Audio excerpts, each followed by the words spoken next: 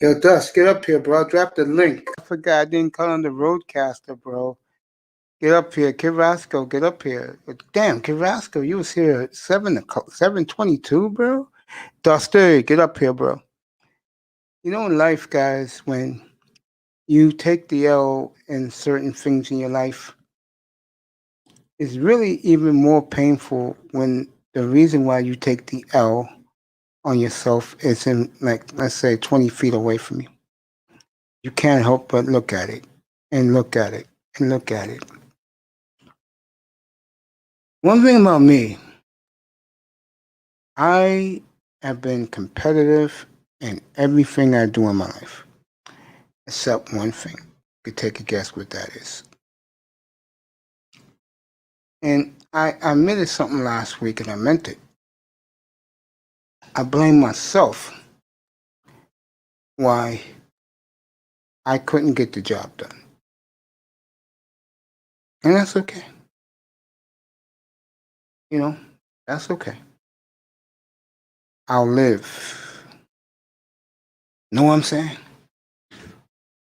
Oh boy. I'll live. Do some NBA tonight. Check out a couple of teams. Houston is fascinating. I'll take a look at them tonight. I'll take a look also at the New York Knicks tonight and look at their situation, which right now is bleak, but it will get better. And I'll take a look at Memphis tonight, just to go around the NBA. You know. Well, I want to get back to what I was saying about taking an L. Sometimes in life you have to do that because you will learn, you'll gain experience from losing. I'm not used to losing, fellas. That's why I admit it and call myself a complete failure when it comes to women, and I called it a day by taking it out. And you gotta move on from that. You know, I think I've done it pretty good. Kills me, but I think I've done it pretty good.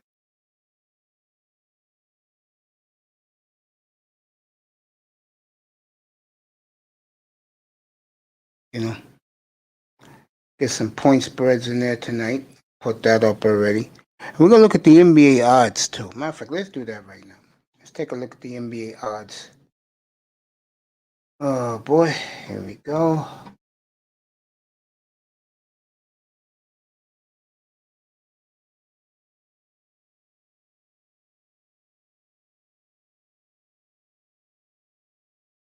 There we go.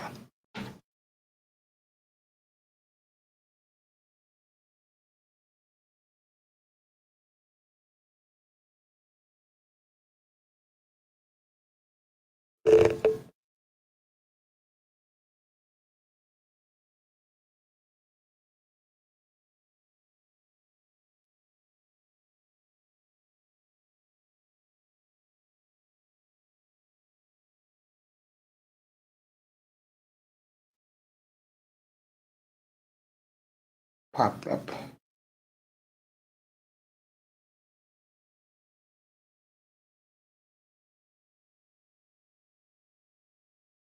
Okay. NBA over unders.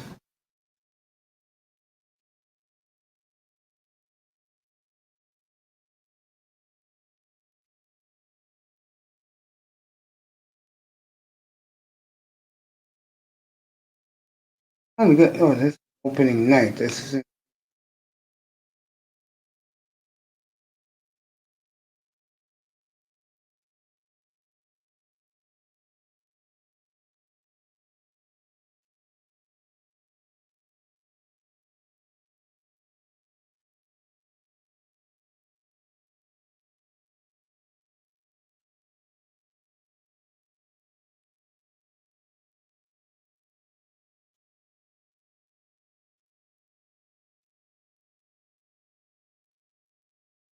I get the NBA over unders.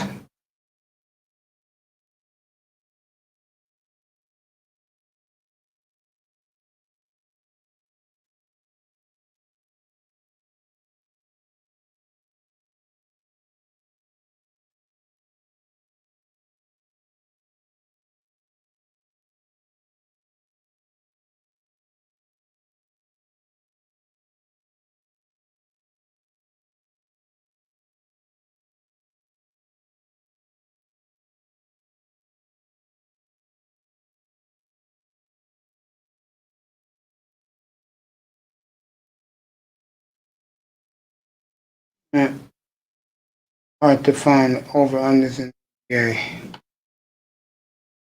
But I'll find them. To the NFL, then we'll do Rockets, Knicks, Grizzlies. I'm going to do their previews in a second.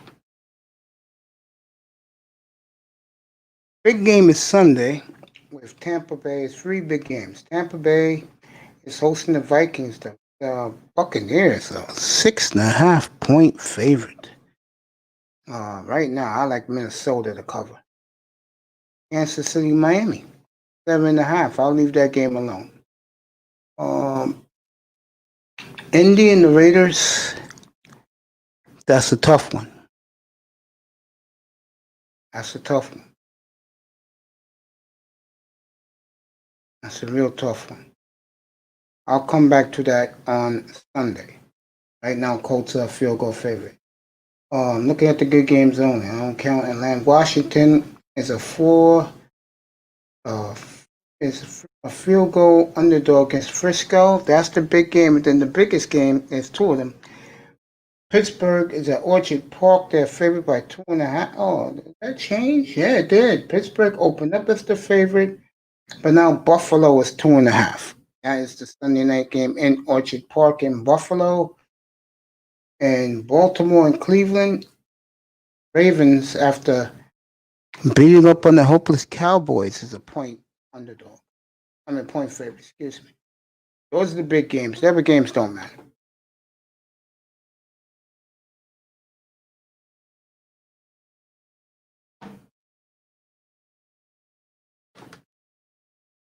Yo, get up here, bro. I dropped the link for you. Here you go. I'm dropping it again. Gotta talk about something. You should know what it is, bro.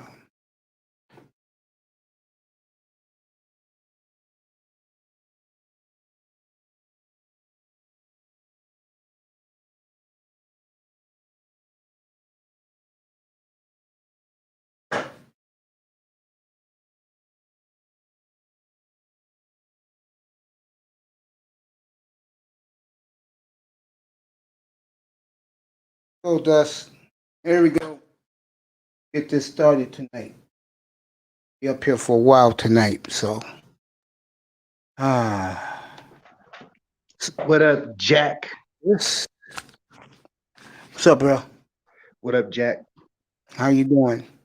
I'm chilling, man. How'd everything go at the doctor's office, man? Everything went cool? Dusty. For me, it was a fucking disaster, bro. Yeah? Yes. What happened at the doctor's, man? You straight, right? Me and her? Oh, you talking about her. I thought I was talking about you. Yeah, I'm cool, bro. I'm good. Thank Okay. you. Her? It was like, bro, I don't know. Let me put it this way. She knows that I'm feeling her, right? She knows. But she plays this now like she don't even want to know me, bro. Well, you should give her that energy back. Be like, bitch, well, I don't want to know you either then. Shit. I did that Yeah, you don't like, well, shit. I give you the same energy back, bitch. I ain't feeling you either, today. man.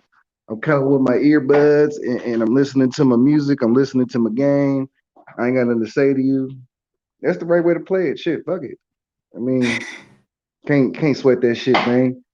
You know. I agree with you. You can't sweat it, man. Did you man, you know you gotta come on down to Sir Ism channel, man. He did a live yesterday, man. I was on there fucking with him, man. He called it the Macosphere. Come on, check it out, man. It was fun. Well, I think I subscribed to it. It just never rings on my phone. I'll do it again. I'll come up there, of course. I mean, Platinum don't want me in his room anymore, so I'll come up there. Nah, Platinum was just bullshitting. I seen that, man. That wasn't nothing. Yo, he did it again yesterday. I wouldn't worry about it. It ain't that serious. I'm not worried about it. I know how Platinum is, man. Platinum were good. Platinum good folks, man. Platinum good folks, man. But, you know why I laugh about Platinum? He loves these women, man. I mean, shit, you know, ain't nothing. Look, man, ain't nothing wrong with with fucking with these bitches, man. You know, if To you me, don't I want gotta leave to, him that's alone. fine. But you know, there's people out here that want to fuck with these bitches. I'm I fine know. with it. Me, You I like it, I just love it. Shit. me, I lay low, bro. 'Cause I know the So, women ain't low. how you feeling? So, Hump Day, what's up with the sports, man? Like, how you feeling about? I was gonna do the NBA tonight and some football. All right. So, how you There'll feeling be no about the James Dolphins Harden tonight, by the way. situation? Say again. What's going on with James Harden, man? How you feeling about Harden, man? Man, he wants out of Houston. Would you trade him? Yeah, I would. Yeah, I'll just give him the Daryl Morey in Philadelphia and call it a day. He got so many young kids, and you give me one of your stars, I'll do it. First of all, if I was the Sixers, I wouldn't trade shit for James Harden. Not Embiid or Simmons. I wouldn't You'll have trade to neither give one of up one of them. those, bro. Look, man, you gonna either have to cut the motherfucker or because ain't nobody who gonna trade for him. Who wants him? You know what's crazy about the NBA more than any other sport? What's that? What's sick about the NBA? The salaries these motherfuckers make. I don't think it's sick. I think it's a beautiful thing, man. The players getting a bigger percentage of the proceeds that they contribute to. You really believe that any pro athlete other than Patrick Mahomes or Connor McDavid in hockey is more worth than there's $40 million walking around? Man, Steph been getting $40 million a year Yeah, for the but last 5 years. Steph has done something though. I mean, I wouldn't pay Harden that much money, but I That's what mean, I'm saying. there's players that's, I mean, is that the going market rate? Yes, that's the going market rate. But would I pay him? No. James to I, me finally I got would his pay money. I would pay money like that to Clay before I give it to Harden. Yeah, and James deserves his big money. Finally, he got 85 for 2 more years. He deserves that because he's James. But this is the But thing. Oh, you talking about LeBron? yeah, yeah, just got that last week. He deserves that because he's been the best player in the sport for the last decade. This sounds Um, to me like a pay cut. when he signed with LA, he was only making 28, which is still ridiculous. And in their world, it's great. In our world, that's. And I'm not a guy who begrudges these ball players, you know. But So the NBA, man. So where you think who Harden for gonna end tonight? up? You think they're gonna trade him, or you think he gonna be cut? No, I think he'll end up in Philly. What? Look, man. Do you really think Philly gonna give up a Ben Simmons or a Joel Embiid for Harden? I think they'll give up Simmons, yes, because Simmons still can't shoot. And at least Simmons, Doc Simmons, Rivers but look, knows look, that look, look. Harden can shoot. And plus, Daryl Morey's there now running the You franchise. may not agree with me, but Ben Simmons is a better player than James Harden. I don't like neither one. I mean, I feel you, but I mean, let's just evaluate what our smart hat real quick. Ben Simmons is a better player than James Harden. Can we agree on that? I don't know. I think one can't shoot, the other can't. The other one can't do anything but shoot. You don't win either way with those two clowns. At least, uh, well, you can't win either way with those two losers. Now, if you're telling me somebody like my man in Phoenix, that's a different ball game. Are you talking about Chris Paul? No, light skinned brother, Phoenix. Oh, Devin Booker? Oh God, I would take him on my team any day of the week. I fell in love with that boy in college. Kentucky, Oh right? God, I love Devin Booker. Oh, Chris Paul is going to do so much for Phoenix. That Phoenix is going to be fascinating to watch, and them getting Chris Paul is going to help them so much just making the playoffs, and that'll be good for Phoenix because that's the best NBA city in America. What do Uh, you think about all these teams saying they don't want Harden? Like, Brooklyn, they don't want him. I don't think the Sixers want him. Like, what do you think about all these teams just coming out saying we don't want Harden? there's a reason why they think the way I'm thinking.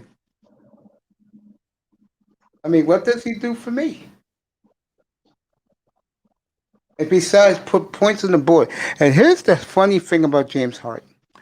If he played in the 90s, the media would hate him. And today, 2021, they love this guy. He's not a starter in the '90s, man. I know, He's but he's Vinny him he's now, Vinny he's I don't. Vinny Johnson in the '90s. That's who he is. In the '90s, he's Vinny Johnson. Yeah, I could see that. I could see that. You know, he doesn't play defense. You know, he's not the smartest player. You know, he doesn't really have a skill set outside of shooting. He's not very good defensively. He's not particularly athletic. I just don't really see what the upside is. Wednesday nights, beginning 2 weeks from tonight, will be NBA night here. Wednesday night, Friday nights. Thursday and Saturdays are hockey. And you know football is Sundays and Mondays and Tuesdays. So you know, when I look at Houston right now, they have a young coach, second generation. His father was one of the greatest rebounders in the history of the NBA, on Steve Silas. They have John Wall, which I don't think much of, and a bunch of nothings. Maybe a seventh seed in the West if they're lucky. No, I seriously, don't what you think think? I don't think they're 7th seed right now What's because up, Lou? I mean you think about it, you got the Lakers, you got the Clippers, you got the Nuggets, you got the Dubs, you got the Blazers, you got the motherfucking it's a lot of Jazz, teams out here, Pelicans, man. and Grizzlies, and the Mavericks. Mavs, you know what I'm saying? Come on, man. Then you got Yo, Ja Gabe, Morant. why don't you come up for the first time, my friend? Come on up. Yeah, tonight's NBA, baby. No football tonight. No Dolphins Hold on tonight. one second. Come on up. Hold on one second. Let me procure my medicinal. All right. Gabe be up here later talk NBA. I'll do every. What's up, Lou? How you doing tonight, buddy? As this platform has just begun. I said, what the hell? I'm not in a good mood. Let me talk NBA. I can do this. We'll do some NFL later. Tomorrow, I may take a night off. I'll let you guys know. I've been working for so many consecutive days. I love this, what we're doing right now. Wait for Dusty to get back. NBA. Let me take a look at the NBA right now. Landscape of the NBA.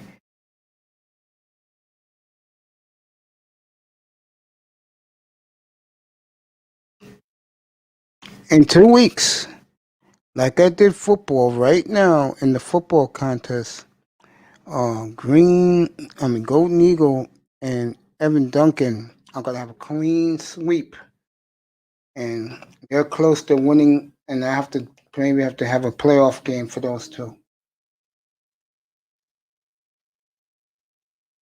2 weeks from tonight will be our NBA preview.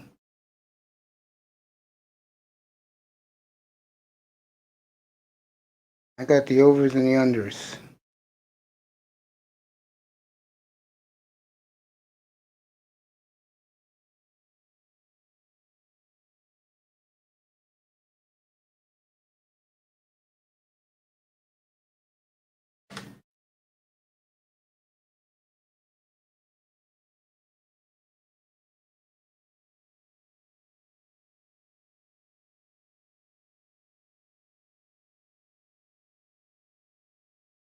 Man, Lou. Yo, Esteban. NBA tonight, bro. Get Vinsanity for me tomorrow. Tomorrow. I will gladly appreciate it. I'll be back after afternoon. I'm gonna have an afternoon show. Get her up here for me, Esteban. Appreciate that, bro. Tomorrow afternoon. Tell her I want her up here. Yes, I'll gladly appreciate it, my brother. Thank you so much. Getting her up here. Gabe Bay be here later. He'll be up to talk NBA. Tonight's NBA night. Every Wednesday, Friday night's the NBA. Every Thursday, Saturday night is hockey. Every Sunday, Monday, and Tuesday is the NFL. Yeah, Esteban. Tomorrow. I appreciate that. Sooner the better with her. Appreciate it. Need to talk to that beautiful young girl who is my baby girl niece, the beautiful Insanity 5. Yeah, get it for me tomorrow. I'll gladly appreciate that. Tomorrow is perfect. Get her on here, Esteban. Okay, boy, that was a quick one, bro. Shit. Boy, that was a quick one, Gabe. First of all, And that means it's an honor to have you here, sir. absolutely, man. It's happy to be here, man. For Hey, sure. man, I loved it. I saw half of the platform with Edward Anderson, Yeah. which was fascinating Yeah, man. because I had to run to get here, get home. It's an honor to meet you, Rhodes Scholar. Absolutely, man. Happy to be here. I always tune in. I'm typically in the clouds because you Yeah, got I hear you, man. Appreciate that. You know, it's funny. What's that? Cannabis. Dusty's growing his weed, homemade weed. okay. He's showing There it we off go. right now. Since I have you up here, Yeah, what's up? I'll talk basketball with you in a second. I'll resume the basketball talk. Sure. I am so proud of you, sir, because you do something, and me and you, we in chat rooms, we exchanges, but now we can hear each other's voices. Yeah.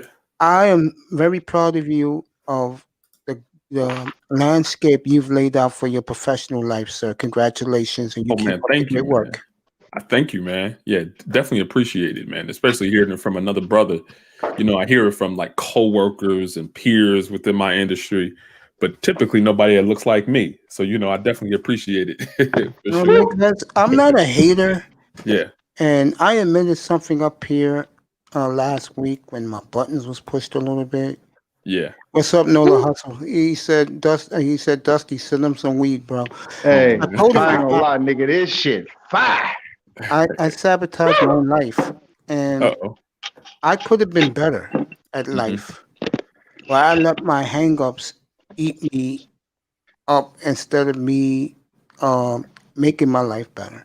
Yeah. And when I see guys like you Mhm. do what you've done, and others like Keep It Techy and the other guys in O'Shea's platform, Yeah. instead of me being like disgruntled and hating, I said these are the brothers every Black American should be proud of. Appreciate it, man. Absolutely. Because Definitely you have to appreciate it. compete with the man who a Every lot day. of them, let's be honest, are Every privileged. day. Mhm. You have to compete with them, the Middle Easterners, and some Asians to get where you at. Now, I'm correct about that? Every single day. There you go. Every single day. There you go. So yeah. There you go. You know what, Mace? Yeah. I'm gonna start something, and I want you. Well, it ain't gonna. I'm not.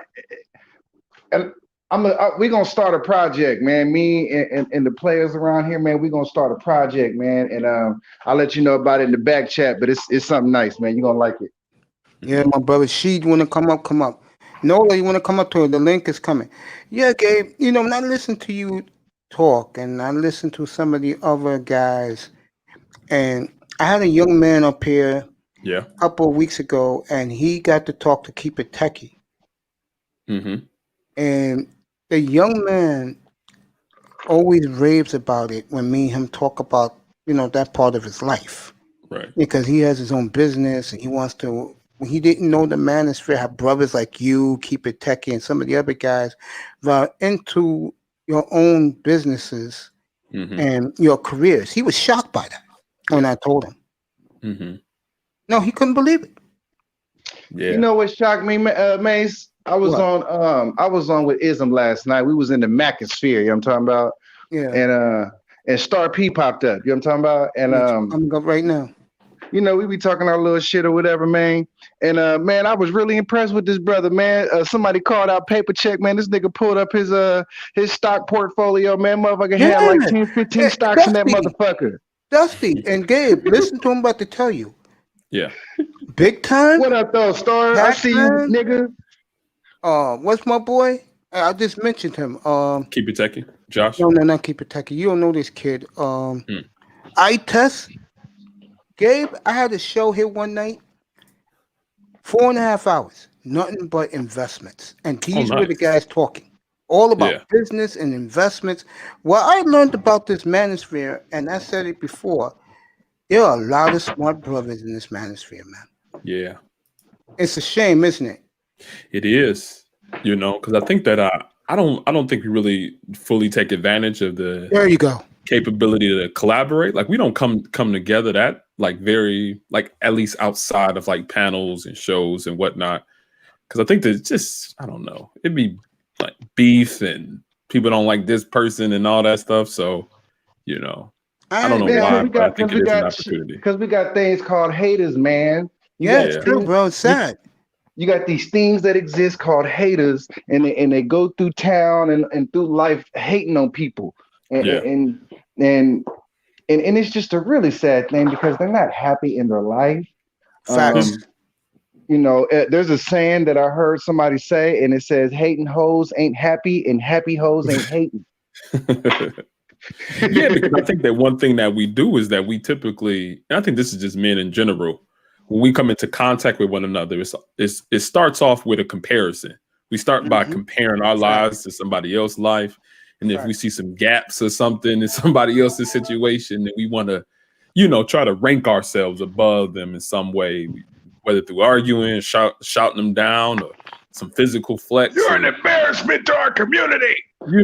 All of that. For no reason. Just look at how you speak. You have no pride in yourself. I mean, all that. So men be doing that, man. So he's gotta operate with people that are positive. People like Mace come over here.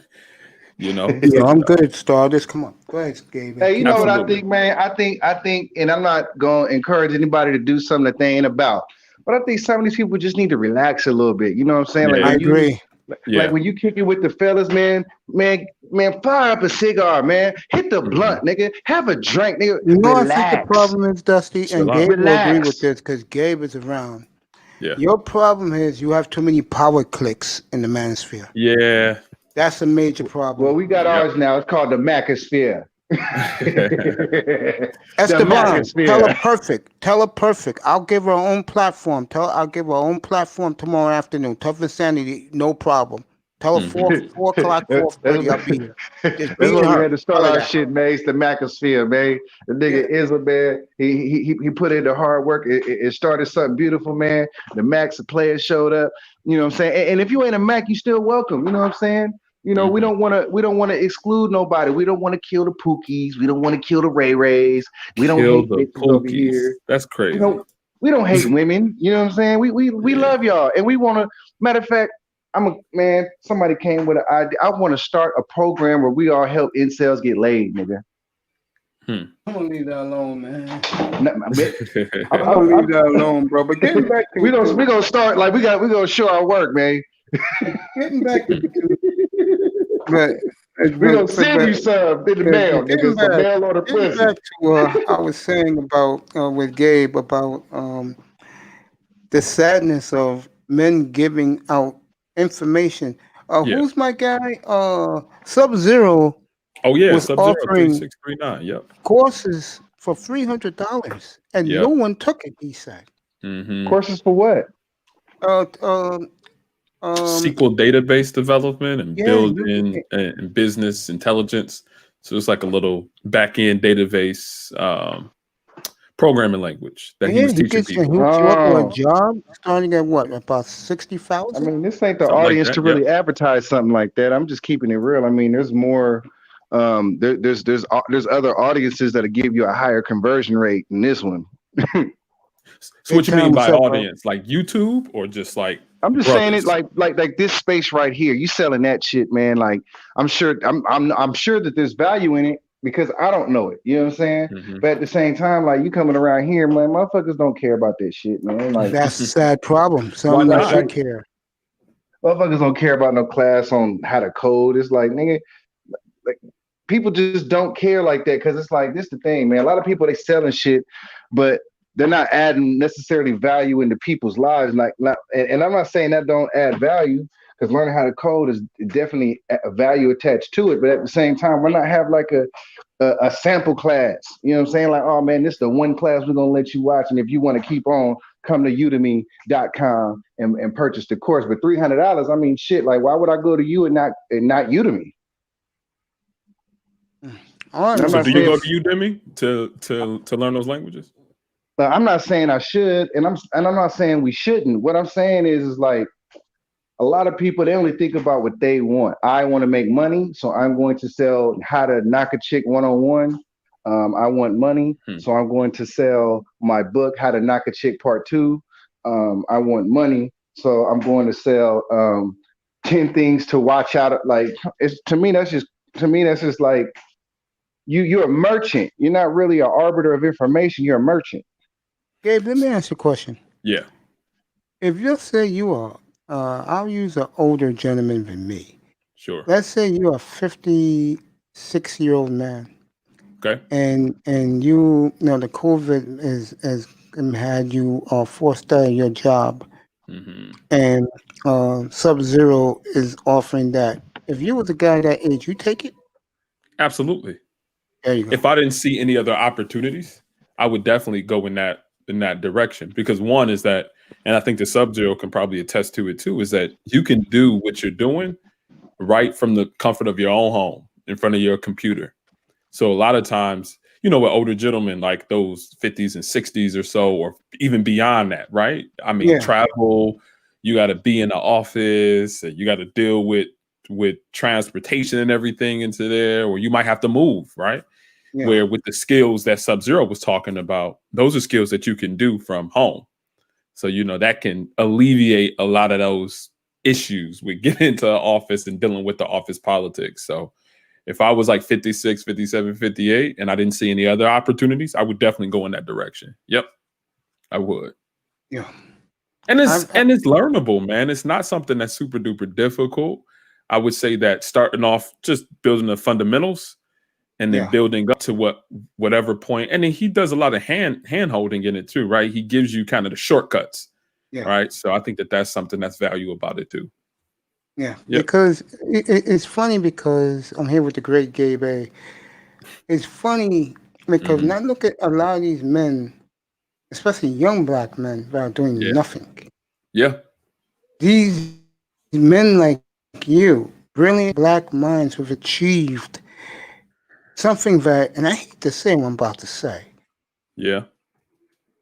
What most black people in the community disregard, which to me is so acidine. Yeah. You guys like you, Gabe, seriously, guys like you are the guys I celebrate. Because I appreciate the hard work and the bullshit that brothers like you got to go through.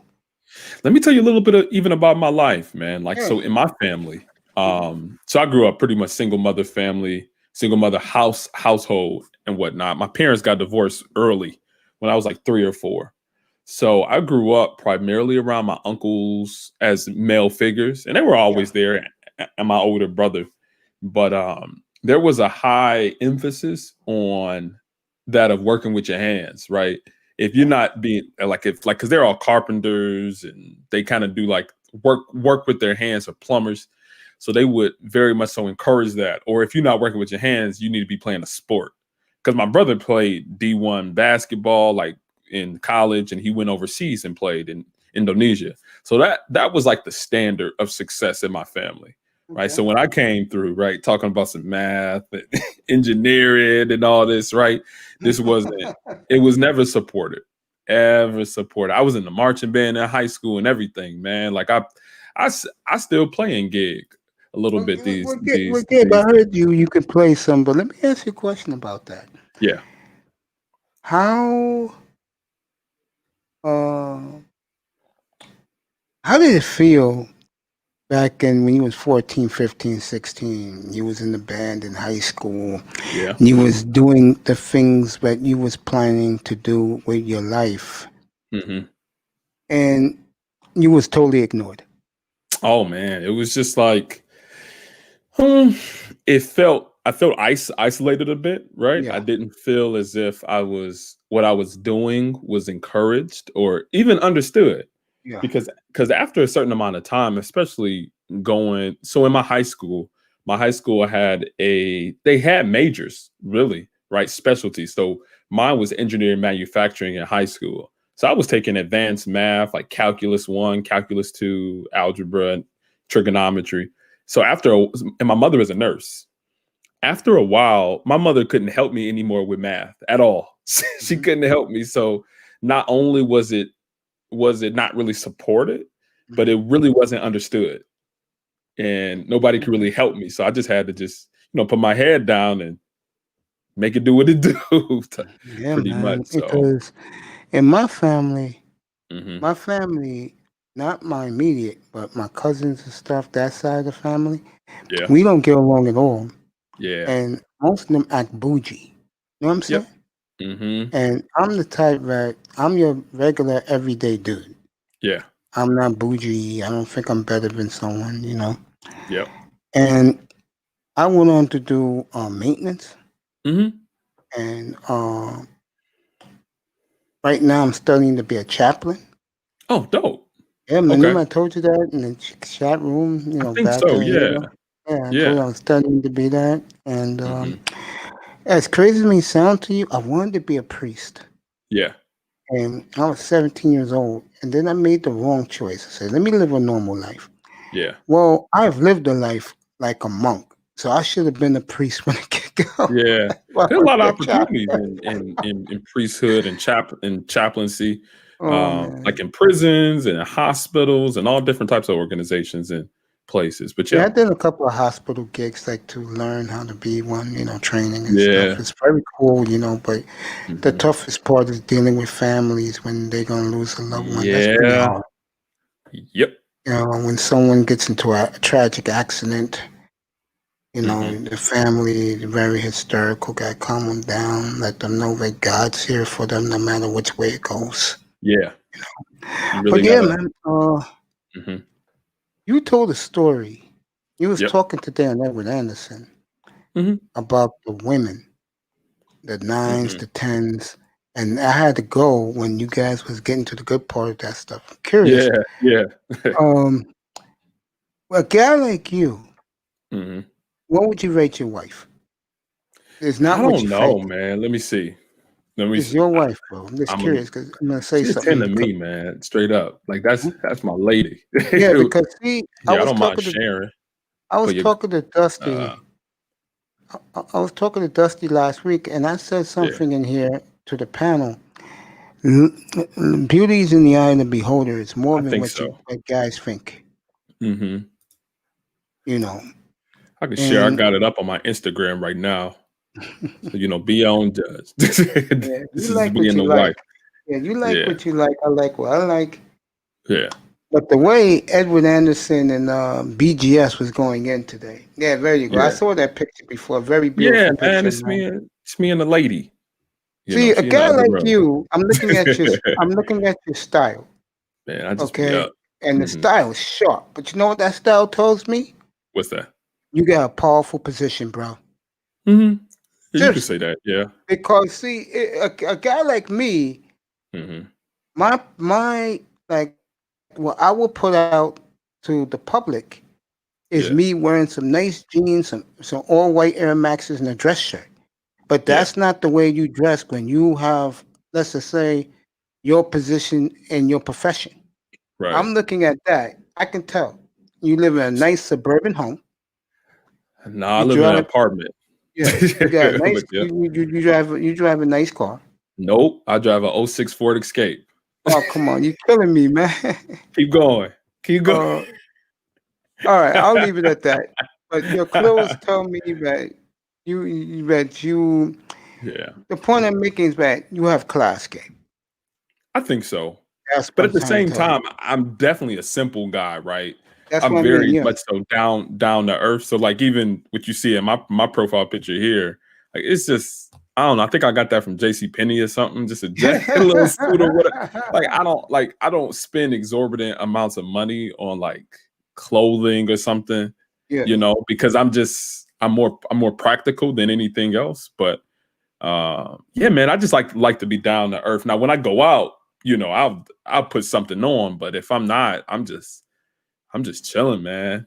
I'm just like any other brother from the hood wearing sweatpants and t-shirt and a hoodie. Sometimes I throw a do-rag on if I think my wave's coming. I think my waves. Listen, if I think my wave's coming in, I'm gonna throw a Dewey on with some Murrays. I can picture you with a do on, man. Hold on, let me see if I can find. It's for me an honor to have him up here tonight. Let me see if I can find my do-rag days. Let me see if I can find something. I mean, I'm from Detroit, man. Like, look, I know, man. I'm from Detroit. I'm just like any other brother, man. I just be living. Was you happy when I know you're a big NBA fan. Was you happy when Mama Ford did a drive-by on those two clowns running the Lions last weekend? Oh man, I haven't even listen. I don't even follow football really, man. I can't even say. So you're more Pistons. You're more Pistons. Yeah, more Pistons, basketball, and just good basketball in general. So, yeah, man. It is like NBA. Oops. Gabe, come right back up. Here's the link right here, man. Sorry about that. Gabe, come right back up. Pop right back up, Gabe. Sorry about that. Dusty, you out there, get back in here too. Anybody wants to come up, come up. Gabe, come back up, bro. That was on me, bro. I'm sorry. Let me put the link back up there for Gabe to come in. Sorry about that, folks. We're getting some great conversation with the great Gabe A. There he is. Sorry about that, Gabe. Great Gabe A. When you get guys like Gabe A and your platform, I saw Edward Anderson telling him get his ass up there to his platform earlier. When you get guys like this up here, you keep him as long as he wants to stay. I mean that, man.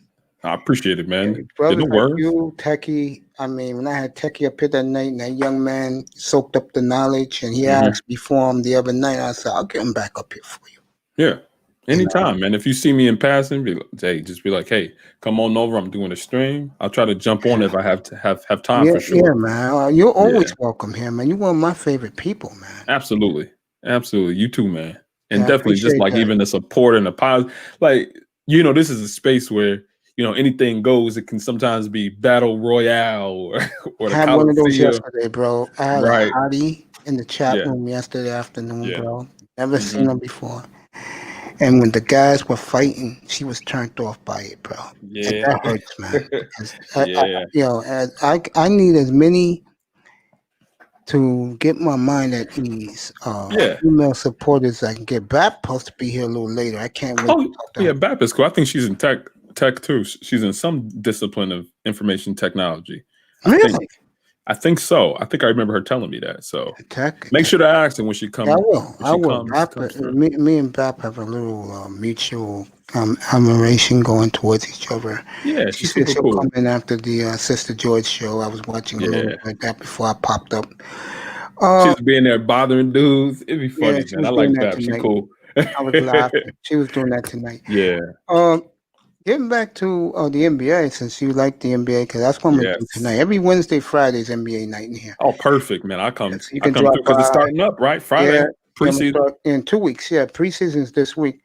I was going to tell you also, when what's my man, Keep It Techy does it for me. He's going to hook up my OBS for streaming now. Perfect.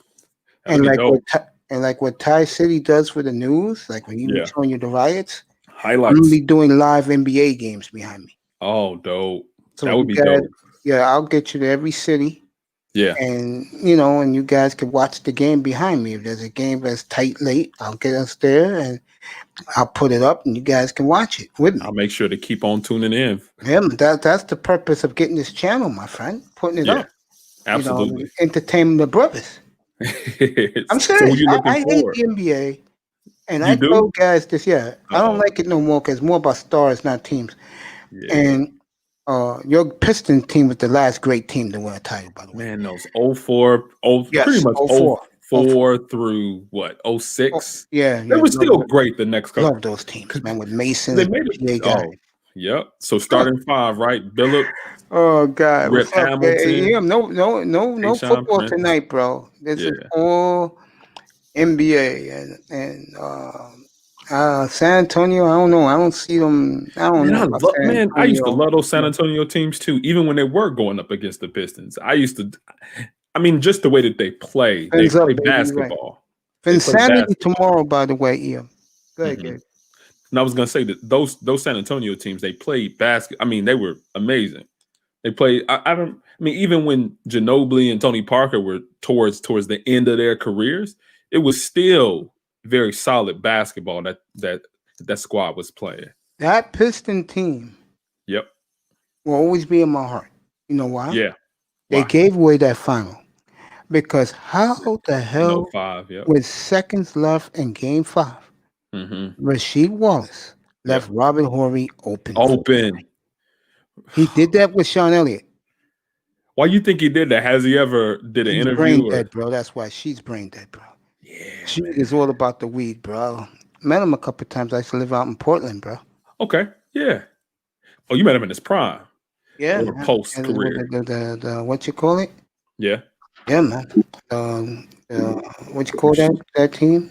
Listen, we just had Rasheed Wallace to step up from the middle of the court, just hit them threes, and he would bang the post a little bit, but that really wasn't his. Like we really wanted him to play deep and to hit the threes from the top. So, yeah, man. Can I jump in here? Yeah, how's it going, man? Man, I live in San Antonio, bro, and nice. I had a lot of respect for that Pistons team, man. Yeah, I love that team. I don't know why, as a Spurs fan, for some reason. Yeah. Man, I don't know what it was. I mean, just their starting five was amazing, bro. Amazing. Absolutely. Chauncey Billups, Tayshaun Prince, Hamilton. You had Ben Wallace, man, especially in the playoffs when Ben would grab a board and score, and they did that bell. Yeah. Man, what was that? Yeah, I love those Piston teams, man. I used to have the NBA League Pass, Gabe. Yeah. I used to watch him every night with John, Blaha calling the games. And then Mason. You know Mason's my man, bro. Mason. I love that intro, bro. Listen, I grew up to Mason because his name on the radio in Detroit was Mason in the Morning. He had his own show. I heard. So I will wake up to Mason in the morning, and we will always listen to him going to school. And then he started doing the announcing, right, for the Pistons. Let me find it. I'll play it. Let me find it. I'll play the intro, the Pistons, man. Yeah, but what I wanted to share with y'all was that that series when I'm a Spurs fan, obviously. But man, bro, it could have went either way. It could have. And I just have a lot of respect for that team, that Pistons team, man. They dethroned that Laker team that was trying to did. Because they brought in Gary Payton, they brought in Karl Malone, they brought in all them old timers, right? They were done. They were Chauncey Billups' accuracy free throw line was ridiculous that year. Was he 90? He was 90. Chauncey was 90. Man. I remember I had a talk with Jerry Stackhouse. Okay. And me and Stack, I talked to Jerry Stackhouse. And I asked him about Rick Carlisle. Okay. Because I knew when Rick went to Dallas, he was getting rid of Stack again. He doesn't like Stackhouse. Yeah. And I asked him point blank, I said, how bad was the relationship with you and Rick Carlisle? To blows, I bet. And he told me, in the NBA, if you get a reputation, even though it's not fair on the player. What's up, Sean Jones? Even though it's not fair on the player, which was Jerry Stackhouse. Yeah. You're gonna get what's the word you want to use? Blackballed. You're gonna get not blackballed. No. You're gonna get moved from team to team. Yeah. Jimmy Jackson had that reputation. Steven Jackson. When he was out west back in the end of the century. Some of these what people don't realize about NBA players, they're some of the nicest guys you want to meet. Mm-hmm. Especially if you know something about them. What I mean by that is, like with Stackhouse, what made me and him buddy was at the time was, I remember the dunk he did at North Carolina against Duke. Yeah. And he loved that. I talked about that with him. Yeah. And not just that, Mace, bro. I've sat courtside. My brother had worked for this company, bro, and we would get box seats and sometimes sit courtside. Yeah. Some of the shit that these guys have to take when they're playing, bro. Oh, man. And I'm gonna tell you, man, the Spurs are a class organization. Just but bro, top, there's yeah. shitty fans everywhere, bro. There's shitty fans everywhere. Mhm. And some of the shit that you hear courtside, bro, it's unbelievable. Yeah, I sat courtside a number of times. I mean, I used to love, man, I'm telling you, I used to love the Spurs. Like, even their backups, like Boris Diaw and Bertans and Gallinari. I used to just love them dudes. Like, when they had, what's his name? Who's the guard that comes off the bench? He's been coming off he's probably the longest time Spurs. He might still be on the roster. He's from Australia. Aussie. What's his name? Oh, Patty Mills. Patty Mills. When they came in and kept that fire going, I used to just, the team, bro. That's the heart of the team. I love, man, just the way that they play. Like, they could, like, because I don't think people realize that season, that record season that the Golden State Warriors had, people don't realize how close the Spurs record was to that Golden State record. They had them down by 24, and they did a dirty hit on Kawhi, and that was the series. No, but I'm talking about their regular season record. Yeah, I know. I think they were maybe like 5 or 6 games. That's true. I forgot about that. Like, that was just an amazing team. San Antonio, to me, a team that, since they got David Rock, well, I go back with them when they had Iceman and James Silas and those guys, and in the 70s. But San Antonio, since they got Duncan, who I told people was the best big man that comes since Walton, I got laughed at, and it turned out to be better than advertised. Now look at it. The NBA is good. The NBA is going to miss San Antonio. Yeah, because I don't know what would allow them to come back right now. I mean, they got that nice guard. What's his name? I forget his name. It's a light-skinned young man, tattoos. He was injured for a whole season, but he came back recently. He made all-team second defense his first season. I forget his name. Get up here, La. Yeah, I forgot his name. What's his name, Esteban? San Antonio, light-skinned kid. Yeah, you're talking about why can't I remember his name? Yeah. I got DeJounte Murray. There you go, Murray.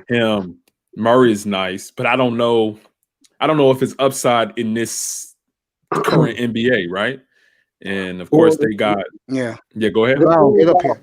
The thing about him is he's not a true. He's got a lot of talent. Yeah, he's just not a true point guard, bro. Right. That's it. You know, you want the point guard to be seen. This is where a lot of Spurs fans were spoiled. Yeah. We were spoiled, bro, because we didn't realize how good Tony Parker was, bro. Man. Day one.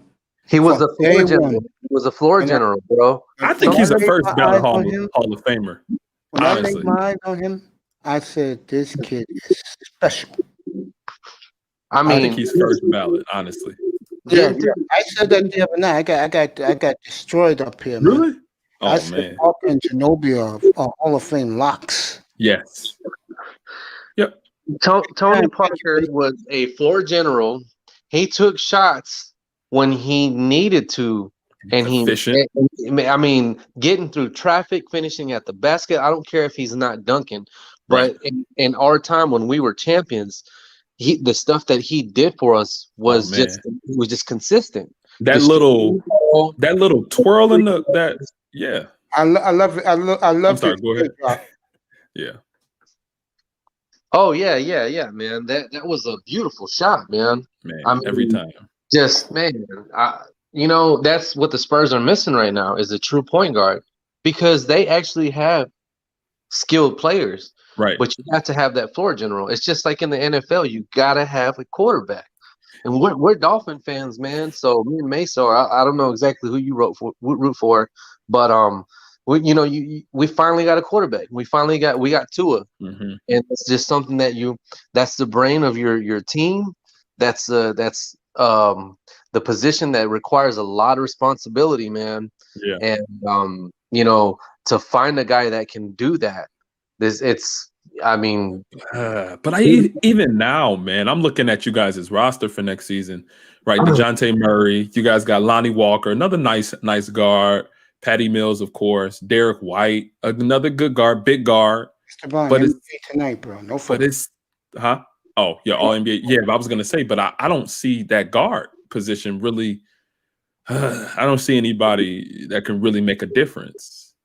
I think the guy that has a high basketball IQ that could be a point guard, he's just a lot bigger than what you would expect a point guard to be, is Keldon Johnson. Yeah, man. He just small. I think he played small forward though, right? Yeah. I think he could do something for us, man, at that position. Yeah. I mean, I'm not saying being an all-star, but just you got to have some size, though, man. I think he's, fairly tall, in my opinion. I mean, he played for Kentucky, but it's just 6'5". The stuff he did in the summer, because they have them playing for the Austin Spurs down here, just north of us in the D League. He played for a little bit, man, and I'm telling you, man, the word around him was that he had a high basketball IQ, man. And so that's what the Spurs are missing at the point guard position. That's what they need, and he has the size to where you put him out on the floor on the offense, he'll lead you. And on defense, the Spurs are always going to coach defense. He won't be a compromise when you go against teams like Golden State that are usually long. You know what I mean? Yeah. So, and man, there's so much I could talk about with just basketball, man. I love the NBA, man, and I'm realist. And I'll tell you right now, everybody talks about LeBron, Kawhi, and the best players in the league that are playing right now, bro. But I think the guy that don't get enough respect, and it's because of his size, is Stephen Curry, bro. Oh man, he's just insanity. Hopefully tomorrow. That will be exclusive. Me and the bit of insanity about the state of the Miami Dolphins. That's tomorrow. Yeah. Every Wednesday, Friday night, guys, you're going to get this. And you're going to get live games in this platform. Okay? Dope. Wednesday nights, Friday nights are NBA nights in the NBA. I'll do it up here for everybody.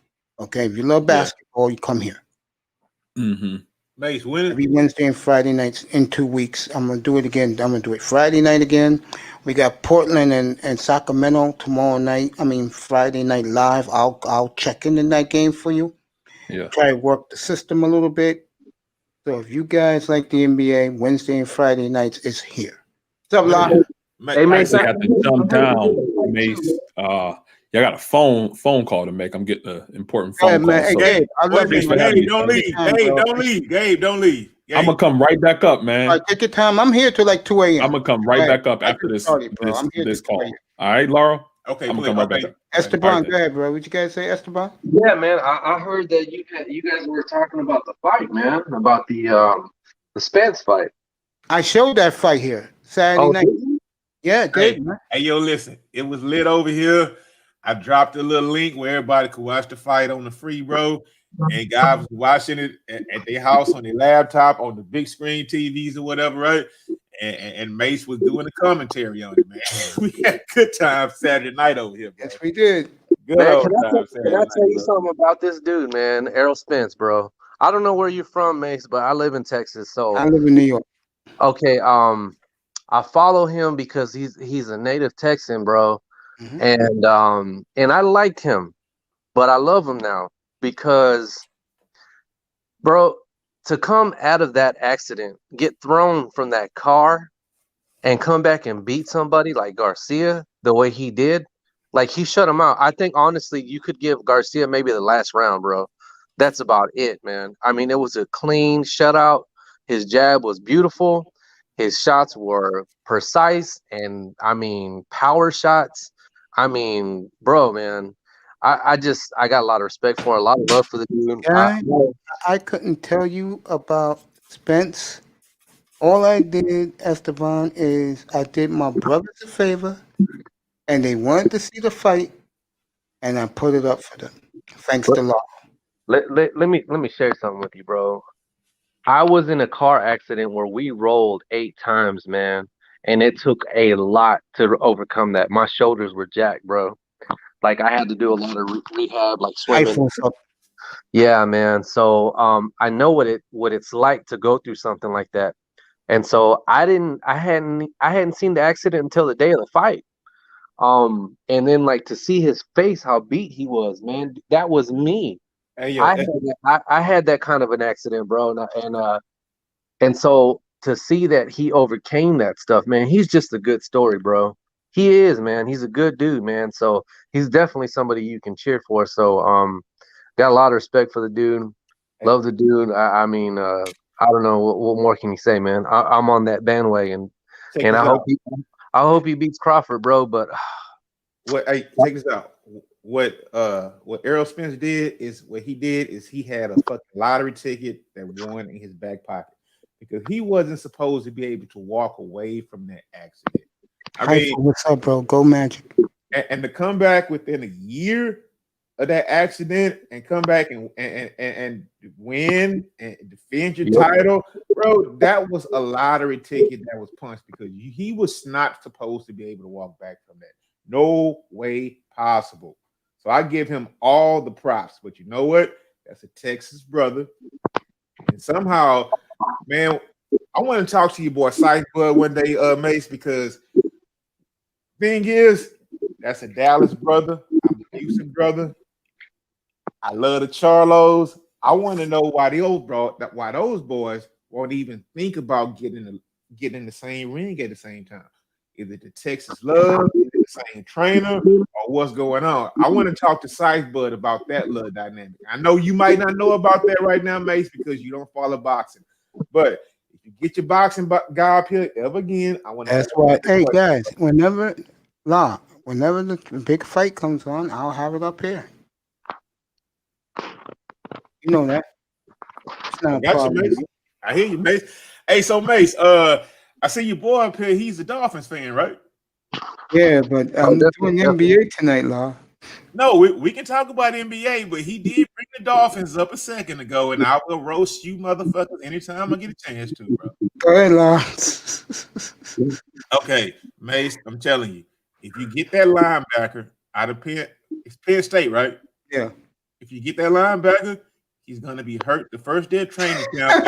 Never play for your franchise in life, bro. I'm throwing it out there because you got my pick, and I don't want you guys to get a good pick out. Oh, okay. It's like that. I was wondering. Like I thought he was an inside scoop. No. I thought he knew something about this guy's injury history or something. No, I'm a Texas fan, bro. Let me tell you something, Lauro. I went to the Houston game, bro, when we played the Texans, when we had Brocktober, bro. And y'all beat us, man. I think Tannehill got hurt, man. So we were down to Brocktober, bro. And let me tell you, bro, y'all talk so much shit to me when I was walking out of that stadium, bro. I'll never forget it, bro. But it's almost like it was like instant karma when we got those draft picks, bro, from y'all. And man, I'm just gonna say, bro, I think we got the better end of that deal.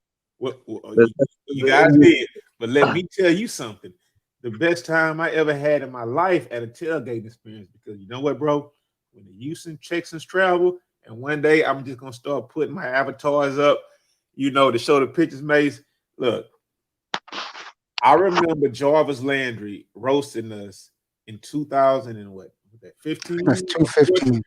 What was that? 2015? Because I was there, bro, and I had a good time. But you know what? I was able to sit in the club section of you guys' stadium, and it was balling. Sweet, right? I paid $50 for that ticket 10 minutes before the game because y'all don't support the team, bro. Sweet, right? It's sweet up in there, man. Man, yeah. We can't speak for the local fan base, bro. I live in San Antonio, bro. So I'm just saying. Dolphin fans across the country are better than when the Dolphins come to Texas, bro, I'm there, bro. I traveled the last time and I went to go see them, man, bro. And you know what? We lost that game. I mean, that was a bad year for us. I think that was the year before we was able to draft Clowney because we lost damn near every game that year. Oh, the year you beat us, you got Clowney, yeah. Yeah. You guys. No, we beat you that year because you got the number one pick. Yeah. You guys beat us that I year. remember a game when you guys went to Miami and destroyed them, bro. Fucking Arian Foster ran wild. Yeah, man, we wasted a lot of talent that came through here because we didn't had a quarterback situation straight. Now we got the quarterback situation straight, and everything else is fucked up. Guys want to hear about the NBA, so I'm gonna get back to it. Hey, that's cool, man. Lauro got on me the other day, said stick to sports. Well, tonight I'm doing it, bro. Okay, well, get what you want. So whose team is on the board right now? I heard y'all talking about San Antonio. I really was into with Gabe A. I was into the old Pistons, and the team I was going to start with first tonight was the who was it? It was a team in the West. Was it Houston? Yeah, Houston. I wanted to do Houston tonight. Okay, right up my alley, bro. I would love to do that. Bro. The word is that this guy is not reporting. Nola, is something wrong with your mic? They said there's something wrong with your connection, bro. Check it. Then come up and you'll be up here all night. Look at Houston. I haven't looked at the rest of the players on the team, other than John Wall and Harden, who's sitting out. And we got Boogie Cousins. Yeah, Boogie's a year off. That's a good move. And we got PJ still. PJ Tucker, right? That's what you're talking about? Yep. Okay. Who else? I mean, we have Daniel House that got kicked out of the bubble because he wanted to get some ass during COVID because he doesn't know how to calm himself down.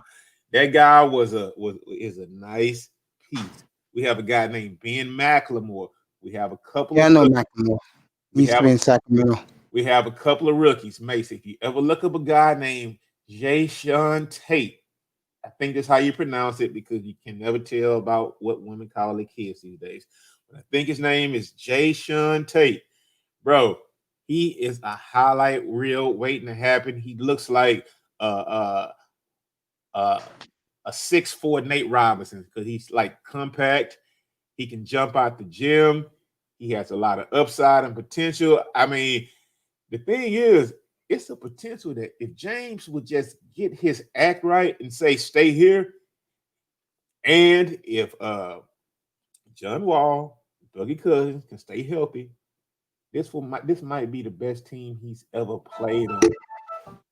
Real talk. This might be the best team he's ever played on. Let's just say this. You roll the dice. We almost beat the Golden State Warriors. We were up 3-2. We were winning the game. In the fourth quarter with like 3 minutes left, Chris Paul gets a ham injury, bro. That knocks us out. James Harden, you were there. You have a team again. You have John Wall. You have Boogie Cousins. And you know what? Mr. Shark Tank, Tillman Fertitta, is our owner. He's not going to trade you for a bag of peanuts, bro. And I respect it. So just stay here. We got Nola, fix your mic, buddy. We got you, John Wall. We got your Boogie Cousins. You still got PJ. That's your boy. You got some bench pieces. Sit your ass down and chill, bro. Sit down and chill. Play. You got a squad around you because okay. Now, Mace. Okay, you saying okay, Mace. Listen, John Wall. If he can stay healthy, I'm saying if, and it's probably a 50-50 chance. I'm saying if you got a team with John Wall, Boogie Cousins, James Harden. Okay, I got to start over again because we have so many assets right now. We have a big three right now, potentially, if everybody stays healthy. Would you agree with that, Mace? If everybody stays healthy. I think Houston's a strange team, bro. It's a strange mix with them. It's like when Gabe A was up here a little while ago, he said, nobody, what's up, Casper? Ed Unchained, what's up, buddies? NBA night, fellas. Every Wednesday and Friday nights, NBA nights in here. This all NBA. But Mace, you don't even know NBA. I know some of the NBA, but what did I tell you, Law? What did I tell you? I do this for the brothers. The chat room is lit right now. Guys are popping in. This is for the brothers. Okay, so I want to know what you think about if James wants to play with Boogie and John Wall. Is that a big three? If they it depends on John Wall, bro. You remember you have a backcourt of two nuts who want the ball. At least Westbrook and this guy were buddies because they came in the NBA together with Oklahoma City. That's the reason why Westbrook wanted to go. They're buddies. I don't think they're best friends now, though. No, but I think when they see each other, they're still cool. Casper, what's up, my brother? It's good to see you, bro. Nola, fix your mic because that's what it says. Ed Unchained, you want to come up? Come up, bro. Casper, you should come up too, bro. Hey, bro. Or you should come up. Heifel. If they got a team, come on up, bro. If they got a team and they want to talk about NBA, come on up, bro. This is what this night is for, bro. There's no football tonight. It's all NBA. I'm gonna do the New York Knicks later. I'm gonna do Memphis Grizzlies later. So and then Friday night, matter of fact, you know what? I'll swap Memphis for San Antonio so Esteban can talk about his team. But Houston, I don't know, bro. I mean, maybe with the young coach. You know, depends on how this. I guess Esteban left. You don't want to talk about no NBA. Oh, that's good. Goodbye. Just give me Vinsanity tomorrow. That's all I care about. Yo, you're welcome, man. Yeah. Get Vinsanity for me tomorrow. I appreciate you, bro. Now, you really believe this is a good team? Say it one more time. You really believe this is a good team?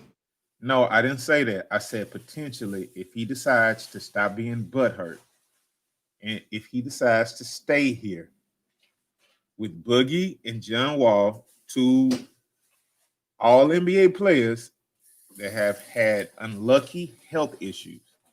If he decides to stay here and be happy, that could be a potential big three out of nowhere. And you know it, and I know it. Boogie, John, and James. It can go down. Real talk. Nola, it says right here, you have to connect your mic cam before you can come up. So fix your mic cam, which means mic cam, I believe. What will your mic cam be, Laurel? Say it again. Your mic cam. Man, I don't know, man. I can't explain that shit. Ask Gabe because Gabe is is the official guy up here right now. So I see that in the middle. So you see him in StreamYards where it has cam/mic icon, like a little gear. Click on that. And then there is an audio. So the first one is the camera. And the second tab on the left is audio. And then you can select between your different mics on which interface you want to use. Is that what they're talking about? I think that's what they're talking about. My man, yeah. Boom. There it is then. Yeah. What you have to ask me, Laura, like you said, it's like you have some smoke for me. No, it wasn't no smoke because y'all were talking about something. But Gabe, let me ask you a question because I see you like ball. And I'm surprised to see you over here talking about sports. I mean, you know the space that we be. John Jones. What's up, bro? Yeah. Okay. So listen, Gabe. Now, the thing on the table, because we're talking about my team right now. And if you know about it. Which team? I heard you talking about San Antonio. Absolutely. The Rockets. Okay. Okay, the Rockets. Gotcha. If James if James decides to sit his ass down and play for the team, and if John Wall and Boogie can replicate their last seasons where they were fully healthy, is that a big three? I don't know. Let me see what y'all got. Okay, because I know that you guys acquired Christian Wood. John, get your mic. Come on. That's the thing. Fully healthy. If John Wall can stay healthy, Boogie can stay healthy with James with a good attitude. Yeah. Is that a big three? I would say no. Because let me tell you why. Right. John Wall, when he was in Washington, he never was able to really like his performance in tight playoff situations, it didn't propel his team to Eastern Conference Finals or anything, right? I think they might have made it. He might have made it to the second round before, but he's always been injury prone, and his performance never translated to them winning in big moments. And Boogie, I just don't think that he'll be back, man. I think that he'll be relegated to a 3-point shooter and maybe a little bit of some post moves, but I just don't think that he'll be back to. But you said if 100%, so let me take it at that. If he's 100%, I think that you guys have somewhat of a chance, but you guys are still kind of small, other than Christian Wood, because Christian Wood is coming off the bench. So Tyson Chandler ain't doing nothing. Hey, you know what? Go ahead. So here we go, Gabe. Uh-oh. If James Harden went to Philly, right? Okay. You got to he be playing with Simmons and Embiid, right? Boy, who does Philly give? One of those two is going back in the They're trade. going to have to leave. Yeah. No. I'm trying to compare. If he went there, that would be considered a big three. Yes. Even though he's playing with a guy who's big and lazy, right? Who gets hurt all the time. I can't stand Embiid. Yeah. I mean, he's going with a guy who's an all-star also with Ben Simmons, and you would have Harden, right? Yeah. Dude, that team is the same if Boogie and John Wall stay healthy. I mean, that's what I'm. Yeah, I can see that. Well, I don't know. I think Ben Simmons is. I think he has elevated past the John Wall. Gabe in a minute. I think Ben Simmons has elevated past those guys because even though he doesn't shoot, he still affects so many other pieces of it. Like he's a matchup nightmare. Like a lot of teams don't have that size of a guard to be able to hold him.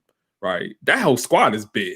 Right, so I think that I know what you mean. If James Harden was to go there, yeah, I think it would be a definitely an East big three, but I don't know how far they would be able to go. I think right now in the East. Who you think? Since we're going to be talking about NBA. Okay. When I look at the East, boy, I tell you, Brooklyn looks scary, man. It looks scary. You're right. Hey, Mace, you know what? The East looks scary. The East has officially caught up with the West as far as back. The East is back. The East is back. Okay, they're back now. Let me see. Yeah, because you got the Nets, right? You got the Celtics. You got the Heat. Miami. You got the Sixers. You got Miami. You got Milwaukee. I mean, I think you even might have Atlanta at this point, right? So they back. They're back. I mean, that's at least 5 or 6. Because 3-4 years ago, all you could name was like 2 teams who might match up. Right. And whoever LeBron is and somebody else. But then in the West, man, you got some teams. I think the Suns is definitely a sleeper. People not really thinking about the Suns like that right now. But I think the Suns are going to be on the up. I think that, it's more for sure, I think, on the West, honestly. I think it's more on the West, but I don't think the East is far behind. Not like it used to be, right? I like the West a lot. And a lot of people, Mr. Miami, what's up, my brother? How are you? Missed you the last couple of days. I was going to say, I still think that Golden State could make the playoffs, honestly. If Clay never got hurt, I would have put them in the favor in the West if he never got hurt. Yeah. Well, I tell you, LA has made some good moves. So Portland. Man, they done picked up the sixth man of the year and the backup one. Hey, Gabe, if I ever heard these streams, right? Thank you, my brother. Somewhere near.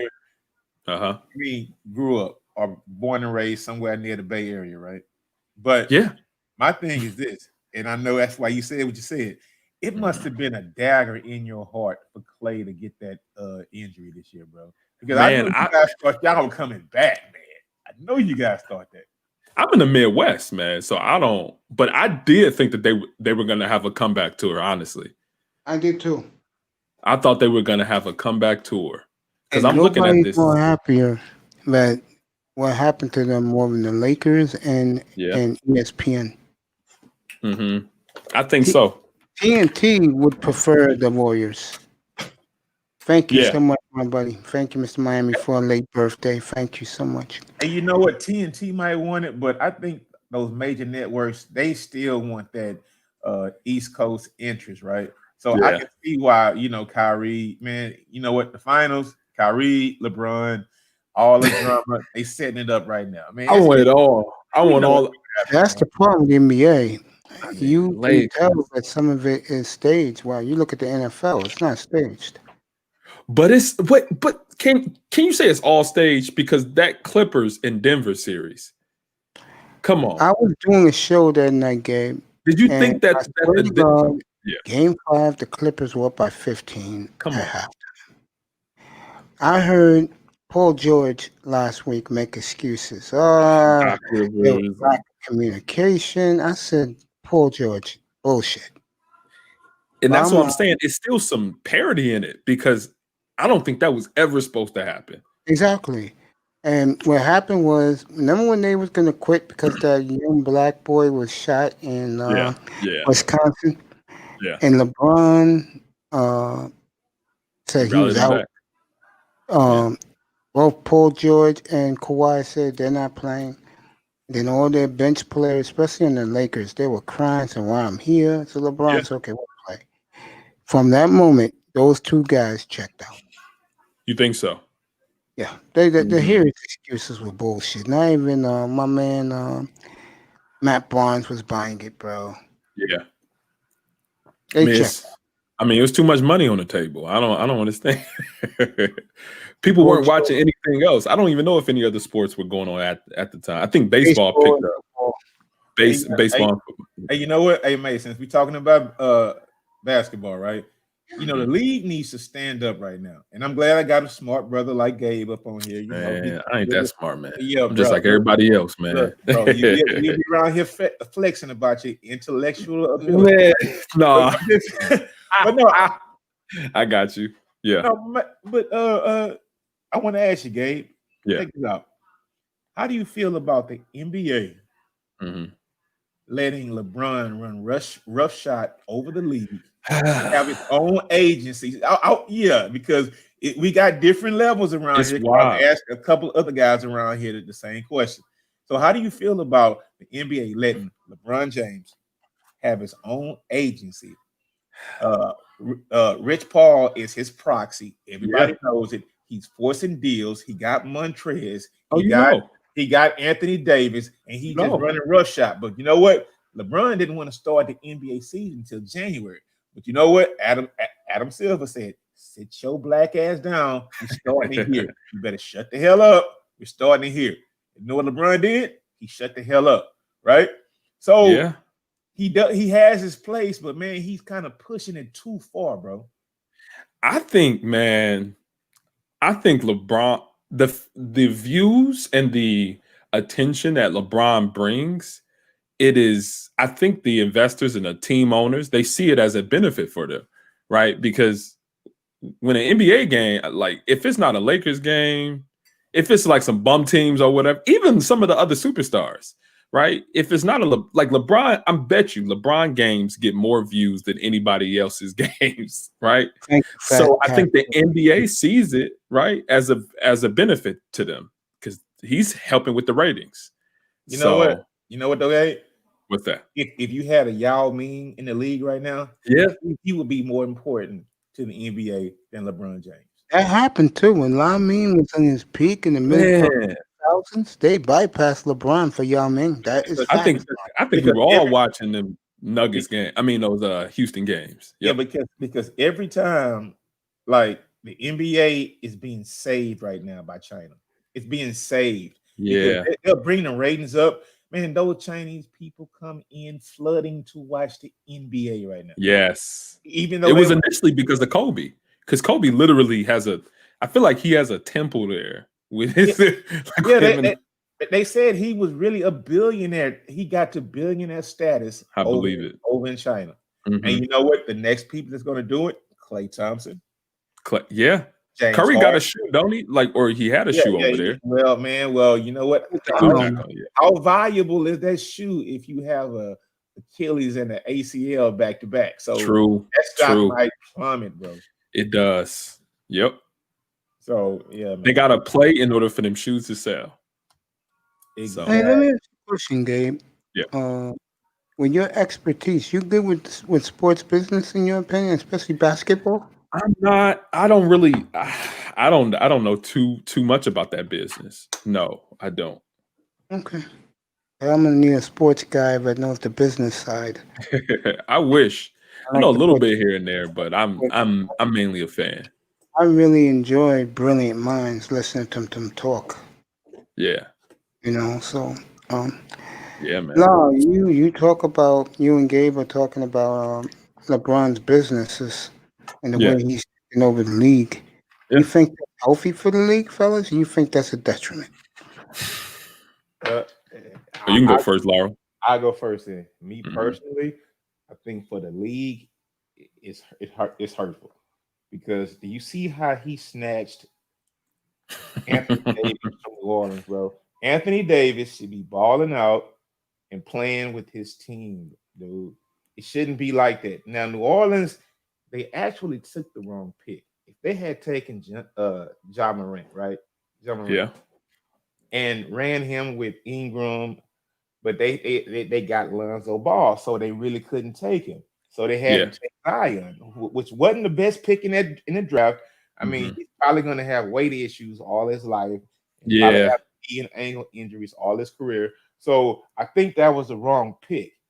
So you the right pick to put butts in the seats, but to give viewers. Now what I'm saying is, in order to finesse Anthony Davis, which is arguably a top 3 to 4 player in the league, to finesse him out to say, hey, look, just show up, get paid, act like you don't care about nobody. Everybody you've been boys with for the last 6 years, just freeze them out, talk shit about them on social media, say the team is trash on low key to some media person, and we can force you out of there 2 years early.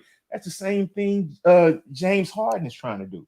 So let me ask this then, right? Because I think that one thing that people have noticed more and more is the player control, right? The star players control the league more than anybody else, right?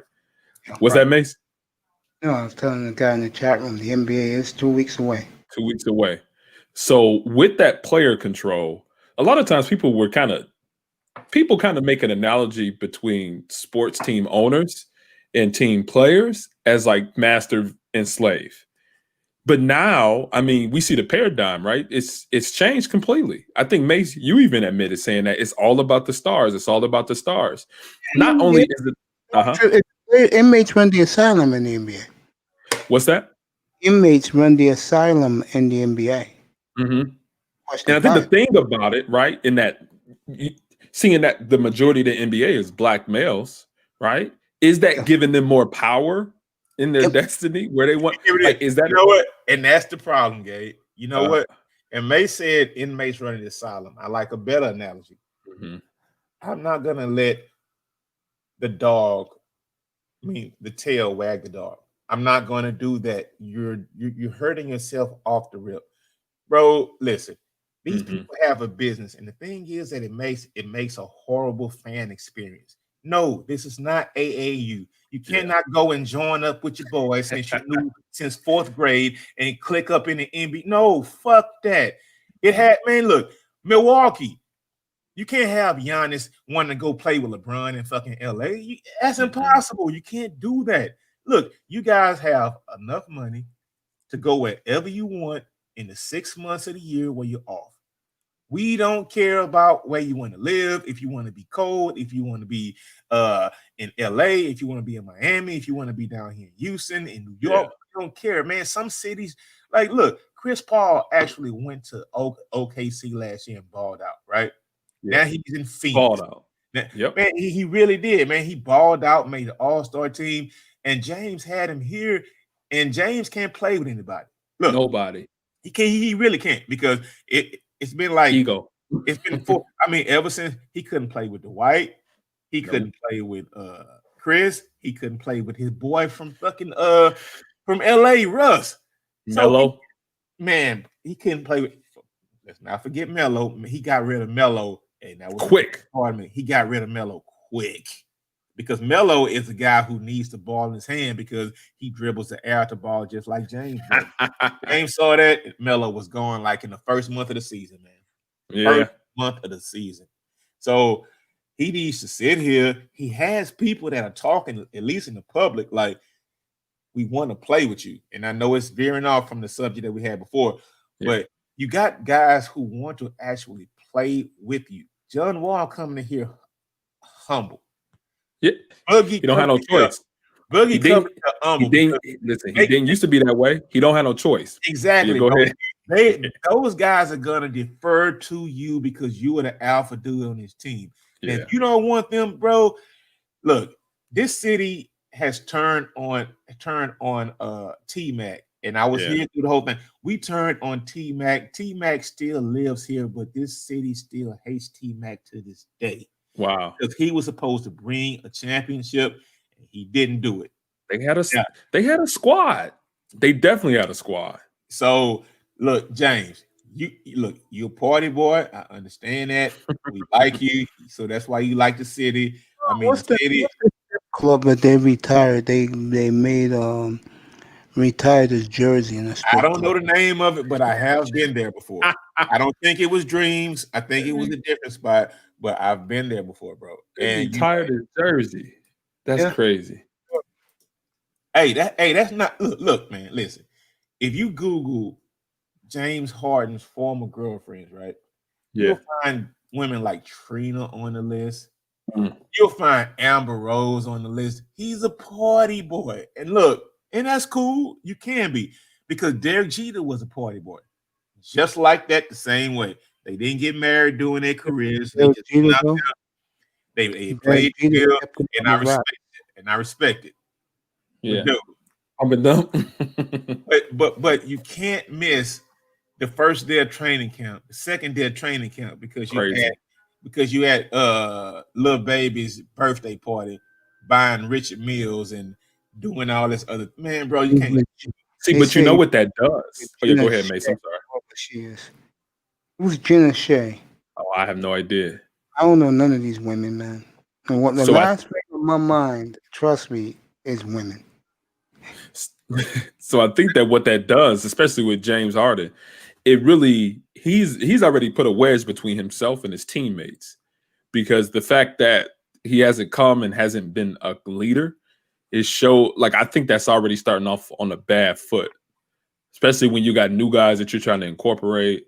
And I think that some of these dudes are motivated to pretty much progress without him at this point, right? Don't you think?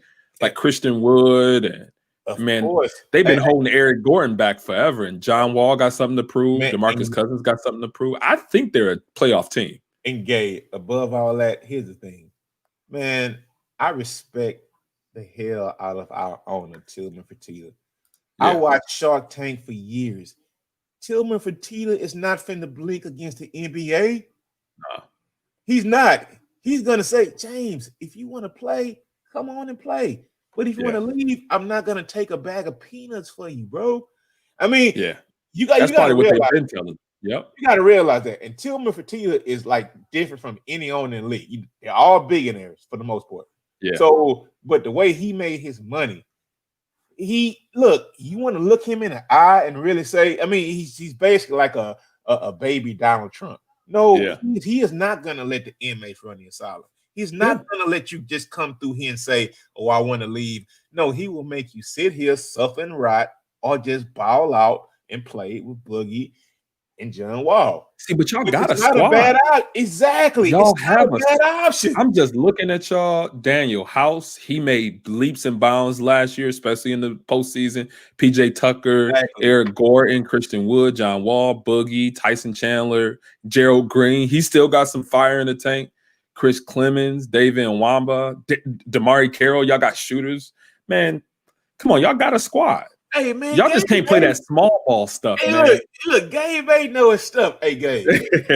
Hey, look, I got to give you an apology. I probably said some slick stuff to you because, you know, you be trolling or whatever, bro. But you know what? The thing is that bring all us together is like when May started his channel, bro, I have talked to like some guys who I would never even speak to when we talking about the BFF company, right? But when we come in and talk about sports, man, I leave all that alone, bro. She's a model. Mace is Switzerland. Mace, You are Switzerland, right? Yeah. You're neutral. Peace. Yeah, I'm neutral. Be neutral because I can come in and talk to Gabe and it's all good, bro. Because but me and Gabe are kind of like, on the same thing because I don't talk oil and vinegar. No, but know what, Gabe? I don't subscribe to the bashing of the BFF. I don't go there. I don't do that, and I know you don't either. So I'm still in that way. I don't think women should be in the space, but I don't talk about them. I don't bash them. No, you're getting your wish tonight. You want sports, right? Not now. Yeah. I was just about to say, like, I think that brothers have different ideas and different perspectives, but I think is even better when we come together where we can meet and we can understand each other on the positive points. So y'all, and the positive point is y'all do have a squad this year, with or without James Harden, and I'm with that, man. I think y'all gonna do some damage. It would be better if James just said, "You know what? We have gave him 3 max contracts. 3. And then we tried to give him a 4th one. And you gave him Westbrook. James Harden could retire as being the highest paid player ever in the history of the NBA. But he would rather go with his AAU boys or whatever. No. He had his AAU boy last season, and that didn't work. Yeah. But now he want to force his way out. Bro, sit your ass down. Play with Boogie. Play with John Wall. Play with the casters around you. And just play it out. Because you know what? Yeah. If you chase a title, it's going to be tainted. So you now, if you think, like, if you were Boogie and John Wall, what would you think about James Harden at this time? What would you think about him? Look, you already know. Bro, James, we trash. Yes. You don't believe in me? You don't believe in us? Bro, you think we can't run? I mean, real talk. That's exactly what it is.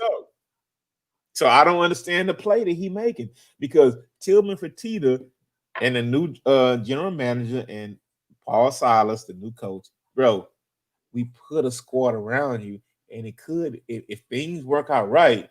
The last season Boogie was an all-star. He just snapped his Achilles at the wrong time. And meanwhile, he did that when he was playing the Houston Rockets, by the way. And I remember how it happened. I mean, that set Boogie back. And Boogie, man, it set him back, man. He was you saw it. Boogie is determined now, bro. I think he need that in his life, bro. I don't know if he got that mobility though. Like I was seeing him, he just you got to ride it out. You know, he could because he's never been overly athletic. He's never really been that fast. He got a nice little crossover here and there. It's decent, but for a big man, he'll get that rip. Anybody rip that. Joker. We all know what Joker is. Joker is a black version of Boogie. Yeah. Real talk, bro. If you know what I mean, anybody in the chat, Joker is a black version of Boogie. Yeah, with less aggression. Less aggression, bro. Joker not gonna hit you in the mouth if you foul him too hard. I mean, real talk. So so Boogie has the talent. Everybody knows it. He's what? Boogie was supposed to get $140 million, $160 million contract. And you know what? He got hurt before he got it. So these stories, man. And he still wants it, but he wants it so much to where he pushes his rehab too much. He goes out too hard. Boogie, listen. If you just relax and play this year, you will get it. He's 30. I don't know, man. No, it doesn't matter. The thing is, with 30 is the new. It's not the new 20. Listen. 30 is the new 20 for shooters. Okay, he's a big man. Okay, you know what, Gabe? I got to call foul because Clay. Go ahead, Clay. I invited. Clay. You can't say it, Clay. Look at Clay. He's a shooter. He don't. Clay, but he don't need to bang. But he's a new Boogie. Why did he get a second? Why did he get hurt again? Why did Clay Thompson get hurt again? Rushing himself back too fast. You know what? Yeah. People like to say modern medicine is better, but you know what? You still need to sit your ass down and fucking steal. We can put you in all these pools that may let you work your joints or whatever to get your mobility back. But you know what? Those bones still have to heal. That's the problem with modern medicine or whatever, right? Look, they need that LeBron James plan. Whatever he do. LeBron playing for a different reason, bro. And those are called PEDs, but we ain't gonna go there now. That's the only guy. Answers. We're talking about that. Listen, LeBron James is about to enter a season to where he's going to be playing the same way he was playing when he entered the league. Bro, I'm not going to argue with anybody.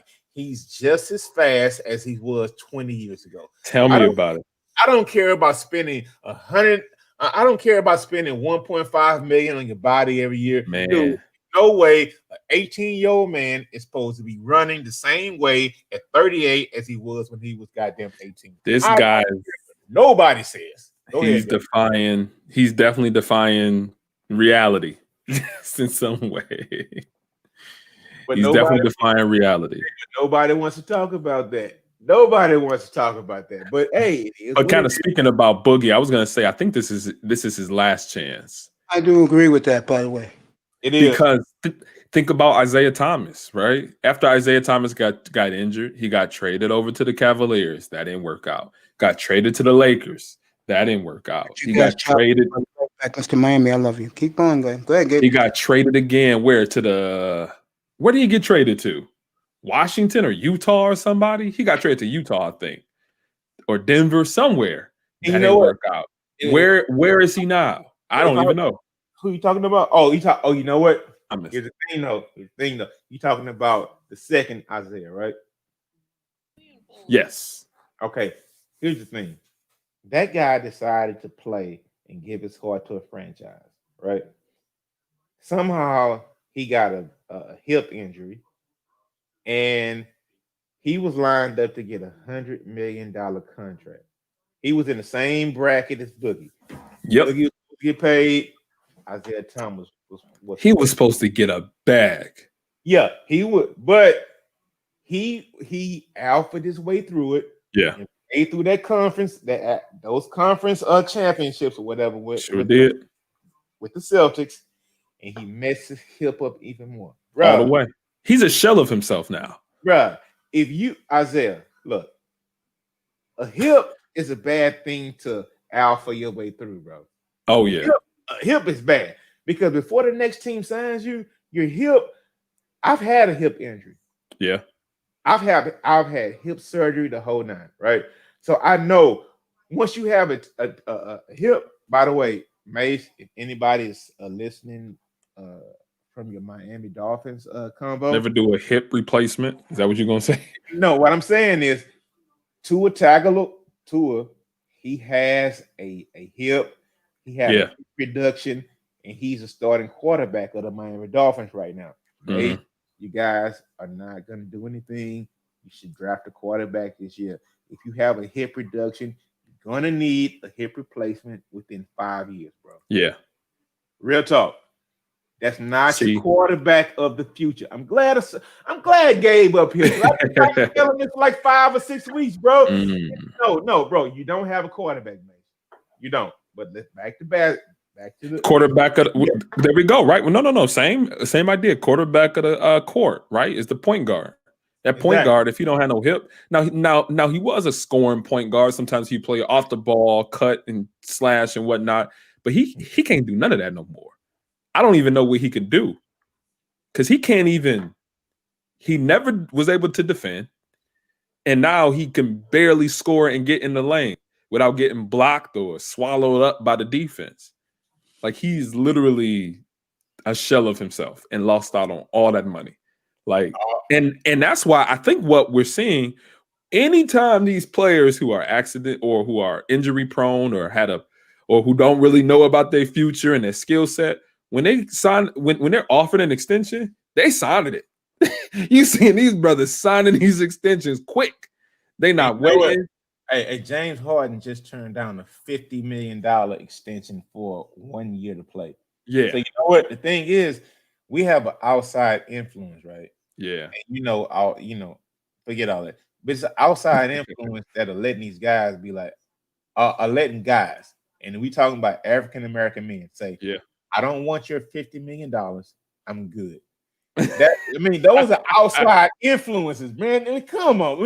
People say he doing it for the money. Yeah, he is.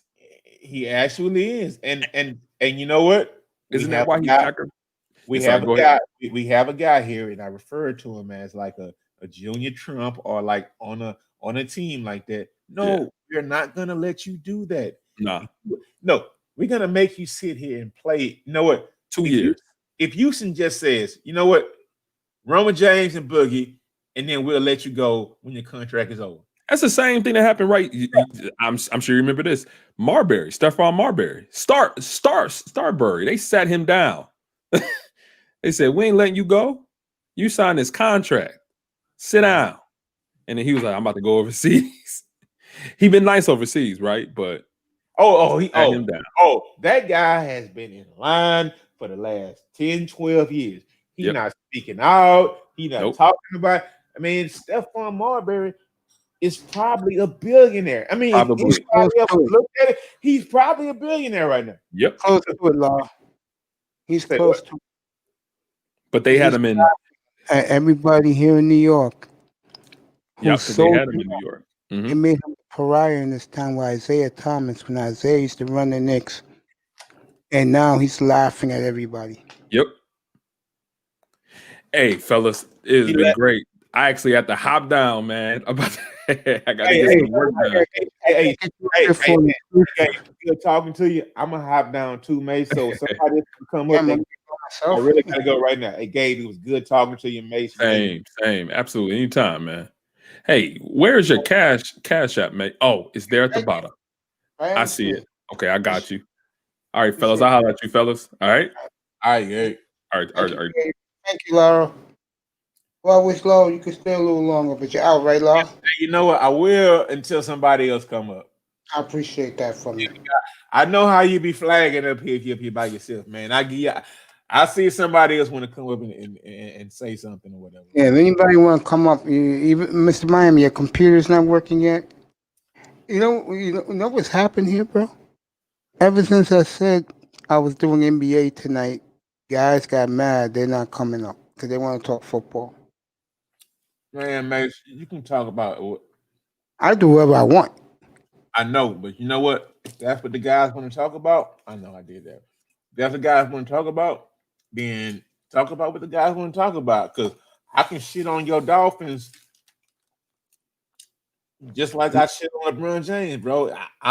I know about it all, so it doesn't matter to me. Nah, you made me laugh, bro. When I hate the Dolphins, bro. I know you do.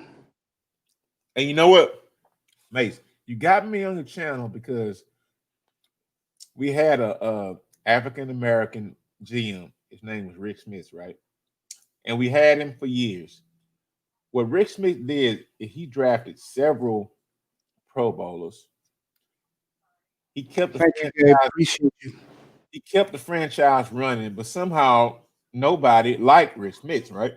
Yeah. So we let Bill O'Brien fire Rick Smith, let him go on. They gave some bullshit story about it.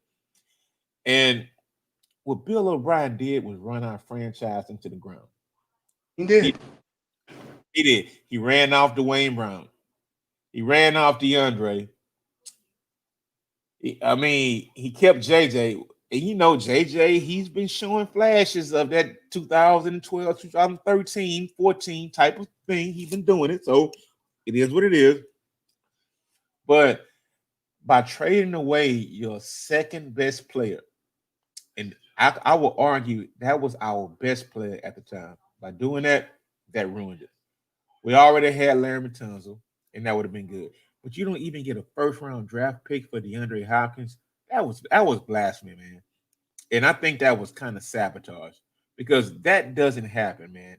And I know you guys got the pick, and you know what? The reason why I talk to you Miami dudes is because you got our pick. And that's why I come over here and bullshit you guys all the time. No, that guy sabotaged our franchise. He really did. He did. So That's why I come on. That's why when I was making fun of you, I stopped, bro, because I said that wasn't funny, man. Yeah, he really set our franchise back. And you know what? Those moves, I mean, with those two moves together, with Laramie Tunsil leaving, you guys, and with us sending DeAndre to Arizona, I would say that those two moves were equal. If you combine them, those two moves were equal to that Dallas Cowboys when they got Herschel Walker, right? Well, everything we gave up for Laramie. Hey, thank you, bro, for the Cash App. I really appreciate it, my brother. Bro, we gave up way too much for that guy. And let me tell you something. He's playing well this season. He played well. He didn't play that good last season, but this season he's playing like a top 3 left tackle. We got him, but we gave up too much to get him. I would rather just spend a first round, a second round pick on one like Dallas did. But man, we gave up too much. We had to give you guys 2 first round picks, and we had to pay him as if he's the highest paid left. Well, he is the highest paid left tackle in the league. We had to pay him like that.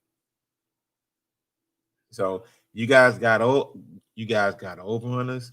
I don't appreciate that, but you know what?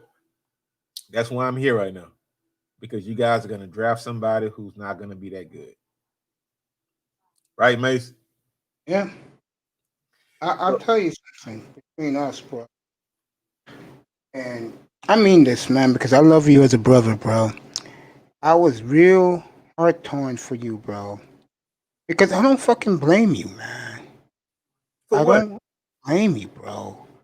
If that was a team for me, I would pick a team that I love. If that was the Dolphins and they did what you did, I will never forgive them, bro. I would fucking drop that team like a fucking hot potato, bro. I would have lost my fucking mind, bro. That's why when I say it to you, I'm just kidding with you, bro. But my heart does go out for you, man, because I keep saying it. You wasn't on the panel yesterday, and I asked each guy, Houston, what you think? And each guy agreed with me. They said in a different way. The Houston is something missing with them. Law, I would Watson's fine, but something missing with them, bro. You know what? Let me tell you something. I would draw a parallel, right? Yeah. Let's take Green Bay. Let's take Aaron Rodgers. Yeah. Aaron Rodgers was looked at as being not that good, right? Yeah. But what that team did, like from 5 years ago up until now, they added Devontae Adams. Yeah. Devontae Parker. Yeah. They added the running back. They added pieces. They built the defense up. So even though Aaron sat in purgatory for like 3 or 4 years or whatever, right? Yeah. They still had Aaron Rodgers, right? And he's still young enough right now to still get them to where they are favored to go to the Super Bowl. So as long as we got the quarterback right, which anybody would ever agree, we have a quarterback, right? We're not that far away because we have a quarterback. So give us 2 years to retool, and we'll be right back in the mix because we have a quarterback. That's something that you guys don't have. You have a tiny little midget who's injury prone, who has bad hips, bad ankles, and you guys aren't going anywhere. Well, the truth, bro.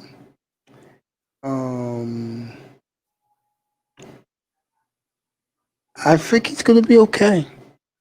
I don't like him, but I think he's gonna. I've been saying it, and I really believe it. He's gonna be their game manager. Okay, so he's gonna be a Brad Johnson type. You know, the Brad Johnson who. I think he'll be better than that. I just think that he's the guy. He's the guy that you're gonna find out Sunday a little bit about him, because you know and I know they're gonna have to score points to catch up with the Chiefs. Unless the defense plays the way I feel they're gonna play. The defense plays well. Ran out the gym by 45 points this weekend, bro. Come on, Mace. I can see that. Okay, then. You're not ready. I mean, because you know what? This might be a litmus test. If you can stay within 25 points, I would say you guys, this is a litmus test. But I think you guys are gonna get ran through the fucking gym. Ran off the field. It won't be nice. But you still might make the playoffs if you guys stay around. I think if they win this game, they're gonna make it. Man, look, if y'all can beat the Chiefs, you guys might be able to get up against the Chiefs and beat them in the AFC Championship game. No way. You guys are gonna lose by 45 points this weekend, bro. 45. I'm ready for that, bro. You don't think so? No.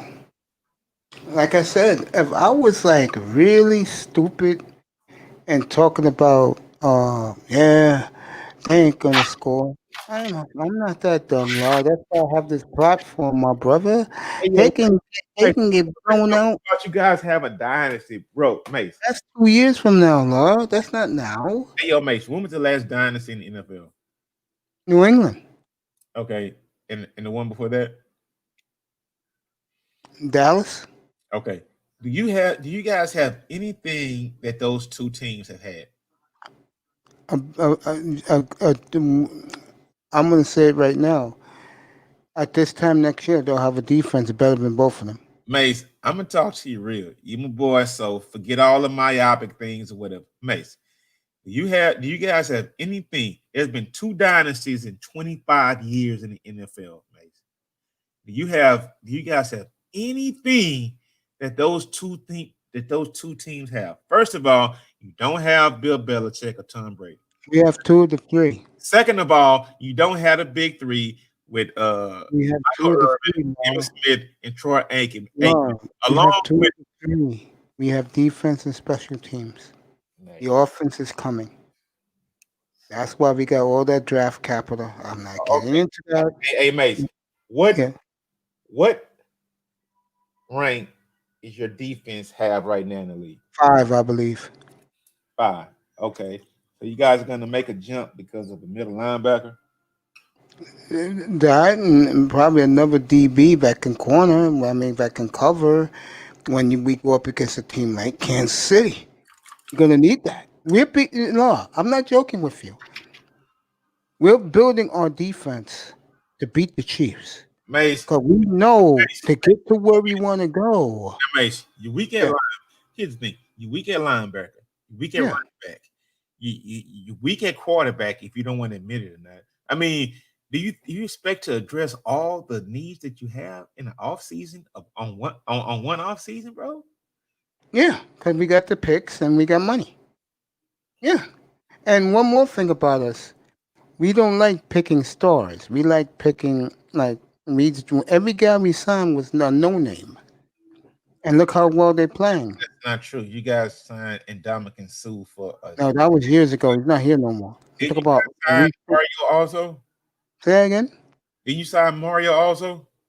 Yeah, but that was years ago. That's not now. But you signed him for ridiculous contracts. Yep, that was then. That he was fired. Okay, so what makes you think that you're gonna make the right free agent moves to guarantee? We just spent $250 million, and except for one running back that's back with the team he came from, the money was well spent. Okay, here we go. And I'm gonna drill you just because you have our pick. Now look, Mace, let me ask you something. How did your free agent moves work out that you made last year? Very well. Start with Jordan Howard. How did they work out? How did they work out? That was the only one that was the bust, and that was only $4 million, Law. Okay, who's the next free agent move? How did it work out? Akbar, well. The kid from Buffalo, well. All these guys worked out well. The special teams captain, well. Our special teams is one of the best in football. Law.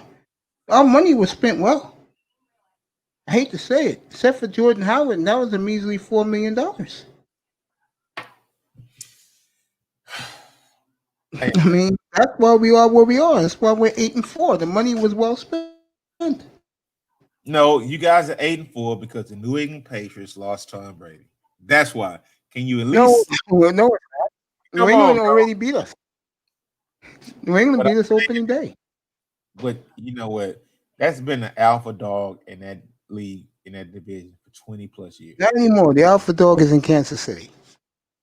No, in your division. Oh yeah, but that's over. Buffalo is the new alpha dog. Oh, why isn't the new dynasty the alpha dog, bro?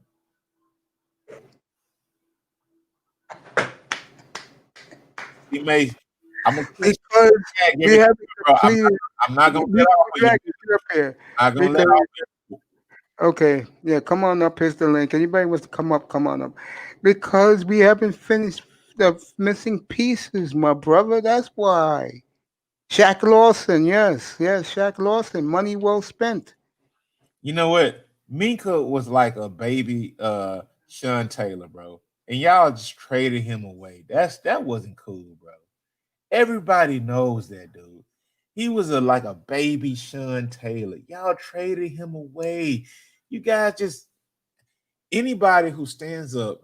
We got a left tackle for that trade. We got picked up. We drafted Austin Jackson. Played very well. And you guys already had a left tackle. You shouldn't have made the trade. Tunsil is good man that's going to build the dynasty in Miami. Anybody who's a man in that franchise who doesn't want to be a Miami party boy, they get traded.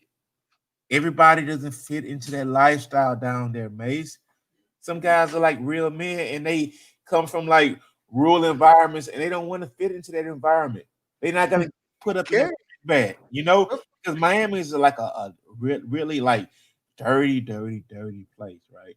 And if you don't fall for all the glitz and the glamour, then you look at as like a. But no, they holding the line. That's why Kenny Stills was here, bro. Kenny Stills was here. We all know Kenny Stills from the 4-3. He has an average route. He runs route tree average, but he's speed. We cut him. The Texans knew long before. The Texans knew down the line Will Fuller was going to get fucking traded. They got rid of Kenny Stills because he's a fucking grown man. A man can't go. Look, Minka Fitzpatrick would say something like this. You can't be a grown man in Miami Dolphins locker room. How you feel about that, bro? Because anybody who speaks out, you guys trade him. Yeah, that's the way the coach wants it. No, not the coach. You guys have been doing that for years, man. You guys have been doing that for years. You guys always have all these big, open suburbs that filled with plenty of rich people like Western and all those other little places, right?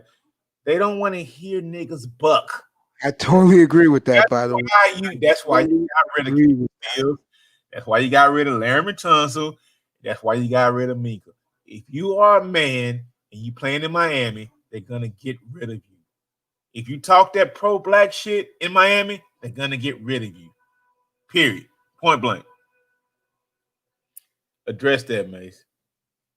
It's funny how I know that, but I know it. Yeah, I agree with that. But speak on it. How you feel about as a fan? How you feel about that, though, bro? I like it, of course. So, how do you feel? You guys are ready for a dynasty when you don't want real niggas on your squad, bro? That's just the way it is. No, Mace. I'm not gonna let you get rid of it. No, don't do it, Mace. If you don't want real niggas on your squad, you need dogs on your squad, bro. You need dogs. I love you, man. God damn, I love you. Because I'm not gonna let you get away with that bullshit, Mace. I fuck with you, bro. I'm not gonna let you get away with that. Dogs on your squad, bro. Oh my God, love, bro. And look, Mace, you got this platform saying you guys are gonna win 3 Super Bowls in the next 5 years. 6 years. No, okay, whatever. It's not gonna happen, bro. And I'm not gonna sit up here and lie to you and act like it's gonna happen. You guys have a big problem with black men in that city of yours. No, it's not your city because you're in New York. but they have a problem with black men speaking their mind because you get rid of all of them. I can't argue that. And I mentioned that, and people down in South Florida, because I know some guys in the media down there, they don't want me to go there. But yeah, I noticed that, bro. Mace, you got rid of the best safety, the best young safety talent in the league. He had the coolest name in the league. He could play, and his name was Minka Fitzpatrick. And you let him go. And you didn't recoup from that fucking loss. He just we got a left tackle from that. Bro, they got in that locker room, him and Kenny Stills and the other boys, and they got rid of all of them because they talk too much, bro. It is in Miami. I bet knew that, bro. Yo. I'm gonna hold this up. Lara, remember you said to me you'll go when my guest comes? Remember, Lara? Yeah. Well, my guest is here, and I cannot wait to bring this person up because I've been dying to talk to this person, and I'm not ashamed to admit it. Sweetheart, I just dropped the link. Come on up. No, you gonna come back later? Who is it, Mace? Back. You wanna come back later? Hey, man, look, bro. If you Mace, yeah, do your interview, bro. No, man, I've been done. No, Mace. Yeah. Listen, if we midstream talking about sports, right? Yeah, you said when my guest comes. No. I'm telling you, I didn't know it was. No, baby, get up here. No, Bap, you come up here now. No, I'm gonna leave. No, let her come up first, then you can go. Hey, look, hey, Bap, salute, shout out to you. Y'all do your thing. Hey, we talk. Come on up. Yeah, Bap, come up. Yeah, Bap, come up, please. I'm gonna leave. Baby. Let me end this with you with this until when she comes up. It's true what you're saying. Those are facts that they get rid of the black players. Without a doubt, they do. Hey, Mace, I'm gonna say this now. Right now, we're talking about. Hey, yeah, Bap, go, I'm gone. Mace, I'm waiting for her to come up. Do your thing. Hey, man, peace out, bro. Love you, bro. All right, bro. Be good, baby. That was the great Lauro killing the Dolphins as usual. Boy, I get him through here. I'm waiting for the beautiful BAP to get up here so I can explode this right now. Come on up, baby girl. Get up here. Let's go. The link is right there. Come on up. This could be me and you. Come on up. I had Gay Bay earlier. I had Dusty earlier. Come on up, girl. I've been waiting for this for a long time. Bab, come on up, baby. Let's go. Let's go, baby girl. I've been waiting for you. Let's go.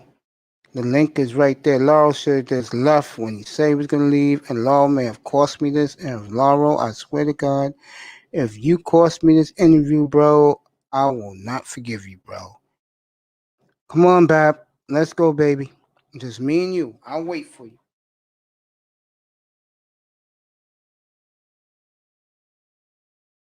I hope they destroyed the Chiefs on Sunday, Mr. Mind by Daddy. Yeah, come on. Let's go, baby. Yeah, get on your laptop. Is this going to be me and you, beautiful lady? Just me and you. God is good to me tonight, boy. And what a birthday gift. I got the beautiful BAP to come up. And I got a lot to talk about with that gorgeous lady. Mr. Miami Patrick. Not Mahomes almost beaten by Denver. Yeah, the Chiefs haven't been scoring a lot.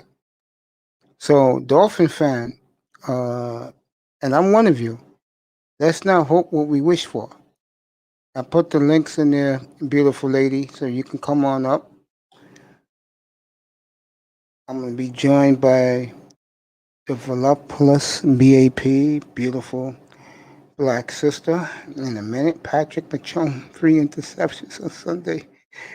I don't think so, Mr. Miami. If he does, I love you. I love you anyway.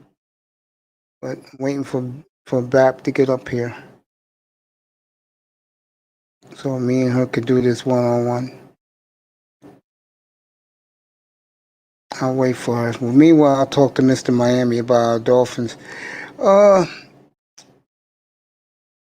If their defense comes to play, and I think it will, because they want to prove a point to the coach, you're going to see something.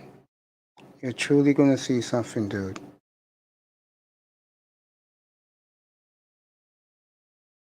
He was killing the Dolphins this morning. I know he's killing the Cowboys.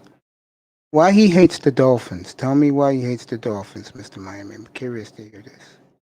As I'm waiting for my special guest, the beautiful BAP will be up here to join me. She's in Nashville. That's a tech hub, by the way. People don't realize that. I told my nephew he should have went down there. That is a tech's dream living in Nashville. It's very cheap, very affordable. A lot of Middle Easterners live down there because a lot of them are tech whizzes. They're into that STEM and the coding. Something that Dusty roasted 2 hours ago. I'm waiting for the beautiful BAP to get up here. Start this interview that I've been waiting for a long time. A long time. Why? Why he doesn't like us, Mr. Miami? And I love you, buddy. Love you very much. You're a good friend, Mr. Miami. I love you, man. You don't know how much I do. I love your loyalty. I love your support.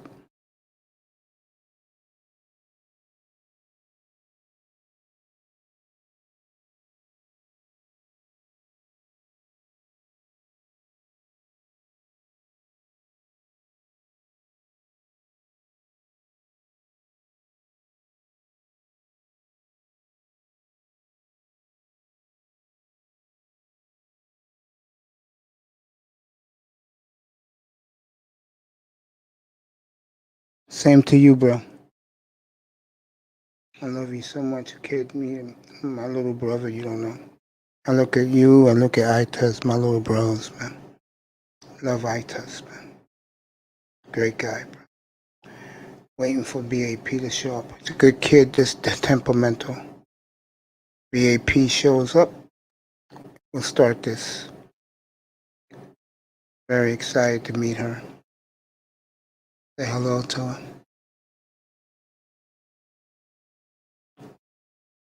So, man, I can't wait to meet her. I've been waiting a long time for this. And this is a good night to meet her, too, because no one's up here. And you can listen to the beautiful BAP. She'll be up here any minute. I'm excited and tickled to death. Let me drop the link. So when she comes up, she'll see the link. Oh, I'm so happy to have her up here in a one-on-one. Especially on a Wednesday night. Nothing's happening. Just me and Mr. Miami chilling. Oh, yeah. ESPN doesn't like none of my teams, Mr. Miami. And that's why I don't watch ESPN. I haven't watched ESPN since 1996. No joke.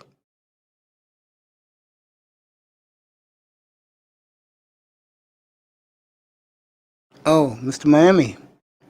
Around 4 o'clock tomorrow, one-on-one with Vinsanity. That's going to be fun. Nobody else gets in. Just me and Vinsanity.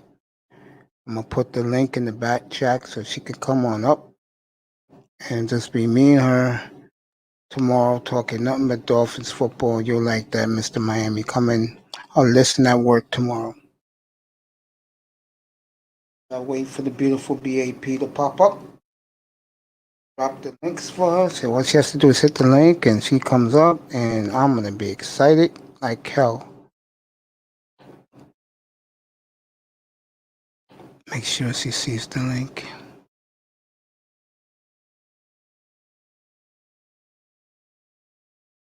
Talk to her for a little while.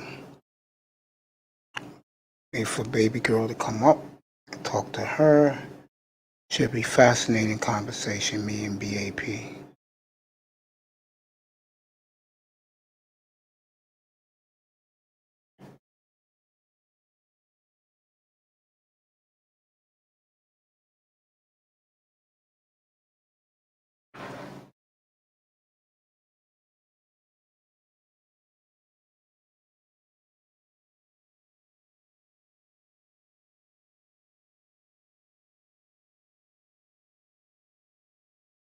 Who else? My buddy saying, "Where's Mr. Miami?" I stopped watching. Yeah, I stopped watching NFL Network since 2018. Well, remember 2018 wasn't any good. But yeah, they're biased against the Dolphins too. I know that. I know that, buddy. That's okay. Oh, they did. AT&T kill NFL Network. You get AT&T down there. Here she is. Let's get this started, boy. I've been waiting a long time to get this gorgeous lady, and we're gonna start from the beginning with me and her. Good evening, gorgeous. How are you? There you are. Good morning. I mean, good evening, gorgeous. How are you? I don't hear you, baby. Can you hear me now? Perfect. How are you? I'm doing well. How are you? I'm as happy as can't say, but this is the best birthday gift I got in a long time. How are you? I'm great. Thank you for asking and happy birthday. Thank you, gorgeous. How was tonight in Nashville for you? It's going well. It's actually um I have work early, so that's why I was saying we should maybe reschedule or pick a day. Well, we could do that. Yeah, 'cause I just want to say hi to you. I've been I've been dying to talk to you for a while, but if you have to go do what you gotta do, is Saturday afternoon good for you? yeah, Saturday will be, let's see. You can pick any other days if you want. As a matter of fact, you can pick the day. Go ahead. Yeah, Saturday should be fine because I don't have to work that day, but Yes. I might because it's we have a little meetings coming up. We have the Toys for Tots and Nice. everything coming up, so I have to make sure it doesn't interfere with anything. But yeah, so Saturday is cool. And what time? What time? Your time? Anytime. Well, I'm in Central time Yeah, I zone. know. Trust me, I traveled the world. Part of my hobbies in my life before I got sick. Okay. So I can't wait to hear about that. It should be interesting. it's okay. I mean, hey, you know, I just tough it out. But I'm fine. Um, how about Saturday? I know you got other platforms you go to. Be about 11 o'clock Saturday morning. Good for you. 11 a.m. Saturday. Yes, that should be fine. All right. This I'll send you the link. Okay, And sure. You have my email, right? yeah, I have it, gorgeous. So yeah, just send me the email and I'll be more than happy to come and talk to you on Saturday. I appreciate you. I just want to say thank you for giving me a couple of minutes of your time. No Appreciate it. worries. Thank you for always being nice and courteous. And we'll talk Appreciate about all that between us on Saturday. Sure. Okay. Can't wait. You have a good night. You as well. Take care. Thank you, baby. All right. Bye-bye. That was the beautiful BAP who said she'll be here Saturday, 11 o'clock her time, which is noon my time. And I'll tell Wall Street to yeah, no, 2 weeks from 2 weeks from Friday, buddy. I know 2 weeks from tomorrow is Christmas Eve. I know. Uh, that was very nice, very sweet lady, gorgeous lady, by the way. Mr. Miami, let's get back to you were saying. Um, uh, they don't like the Dolphins, huh? Interesting. Interesting. That's okay. Um, Nashville was in the building. Yeah, she was in the building for like 3 minutes, but she was in the building. I'll send you something, baby girl. You have a good night too. Yeah, Nashville was in the building. See my heart, how it pumped up. My heart was sky high. Still is. At least she gave me her time. I cannot bitch and complain. In the building, folks. You know how happy I was? How excited I was? That's me, boy. Tell you. Let me say this. Since we're talking about this, The biased commentary by the sports media towards the Dolphins. It's going to change on Sunday one way or another. Thanking the BAP giving me her time for a couple minutes.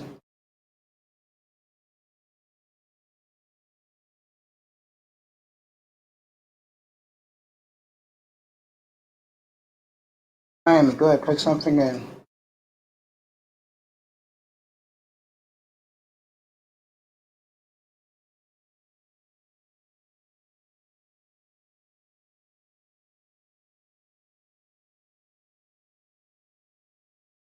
Yeah. Sometimes in life, if someone you really want to talk to, you get all excited. And, gotta reschedule sometimes. Can't complain. Just reschedule. I'll see the beautiful BAP Saturday morning, 11 o'clock her time, which will be noon here. And she'll just come up and I'll email her and get her up here on Saturday morning her time. You have a good night too, gorgeous. That's going to be a fascinating Saturday afternoon for me, I might add. We'll have the business report. I'll move that to 9:30 to 12 and get BAP up here and have a good time. Yeah, Mr. Miami, they have to shut the media up. They have to. I totally agree with that. I don't think it's as bad with them like it was before. And I think the main reason is because they not only do they like the coach, they like the GM, they love Tua, but you see the improvement.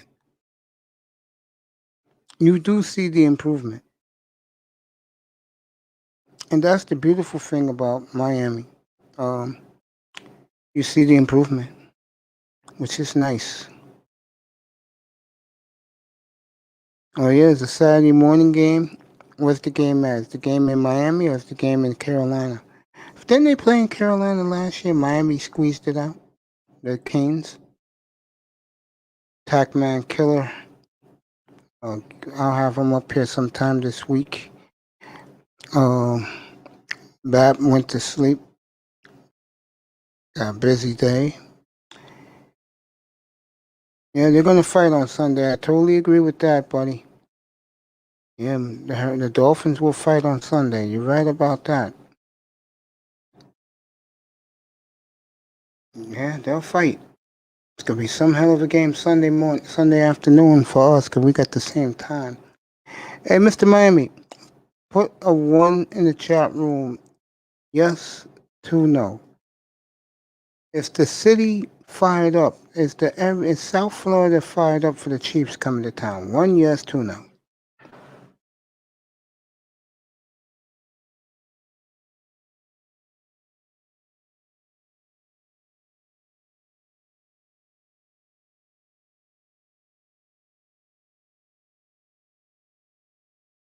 Curious to hear this answer.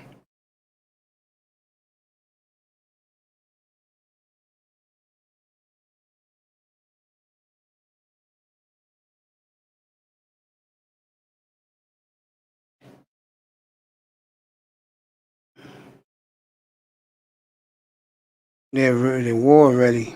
A 1 and a war ready. Okay. Yep, I see it. All the 1s. Good for the city of Miami. Good for Dade County. Good for them.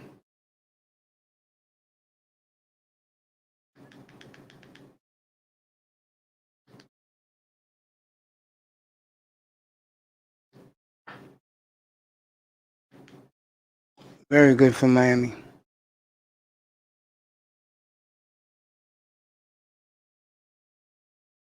He was with TD tonight talking shit about his 500 Patriots. I'll tell you right now, Miami can do 2 things next 2 games. They can beat the Chiefs and knock out the Patriots the week after. next weekend.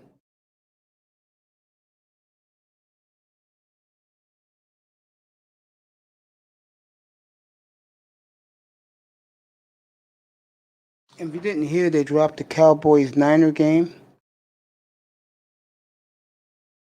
next Sunday night, and in its place, they're putting Browns-Giants. So Cleveland's going to be on prime time next couple of nights. I don't know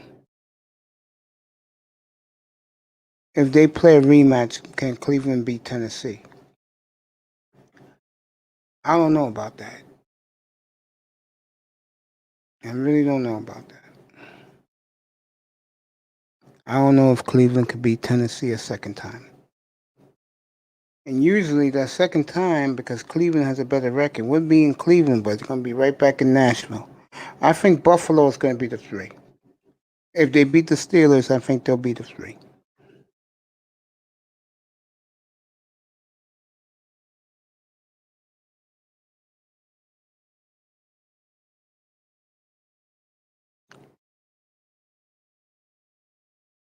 Bills having a big year.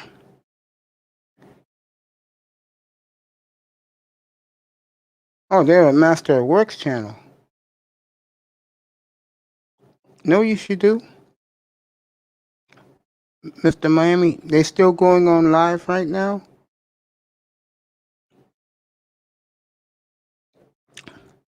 Go get me both. If you can get them, get me. If you can get them, get me. Get not TD. Get me Dan Mitchell.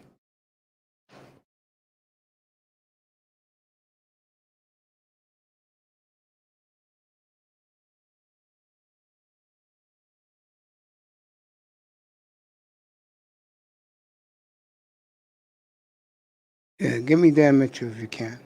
I want to talk to him about his Bills. I've been dying to talk to him for the longest of time.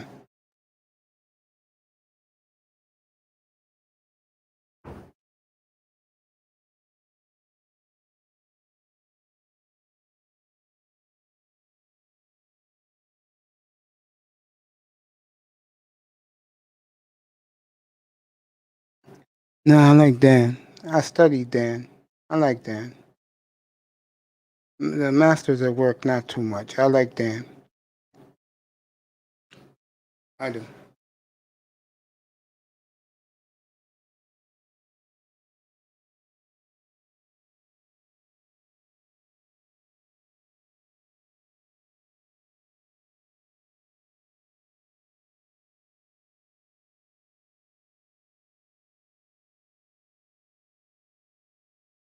Yeah.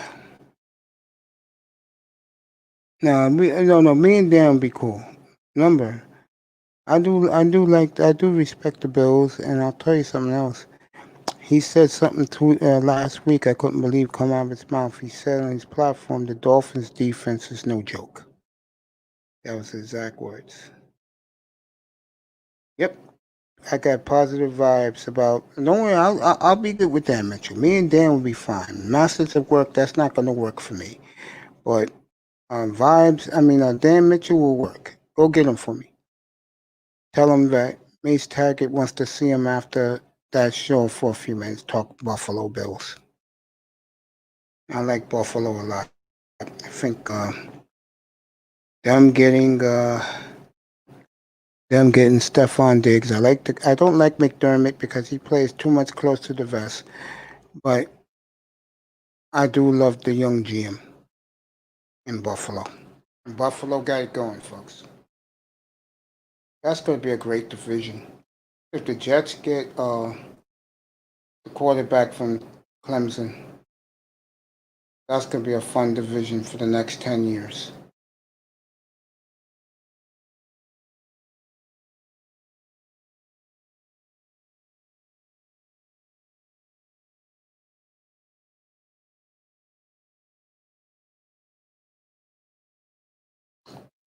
Talk some NBA.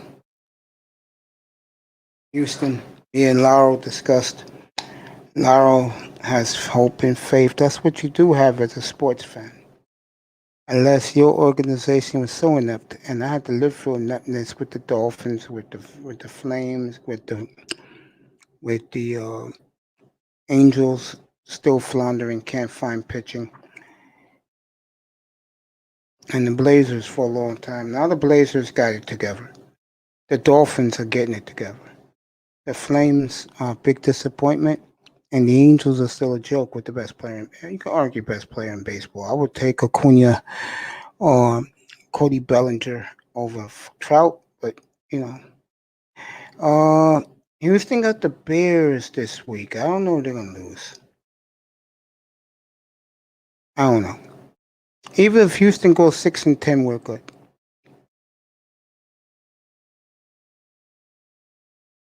So don't worry about them, bro. They'll give us their draft picks. We'll be all right.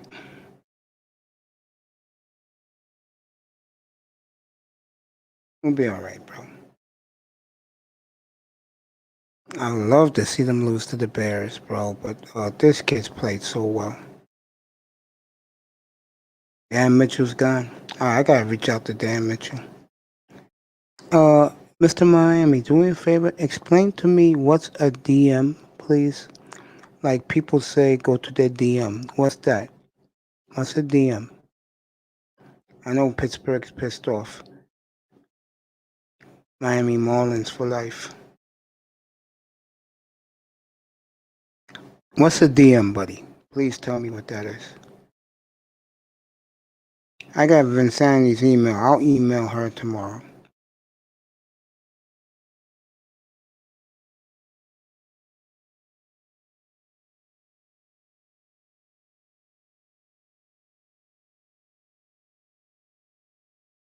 What's a DM, buddy? Tell me what that is.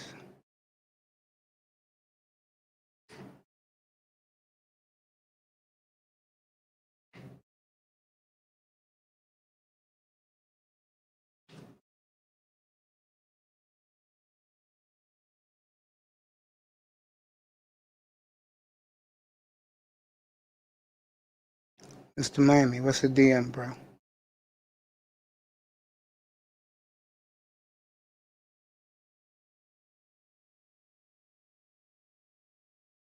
The Facebook, Instagram page? That's what that is? All right. I'll reach out to him tomorrow. Instagram. All right. I'll go get him.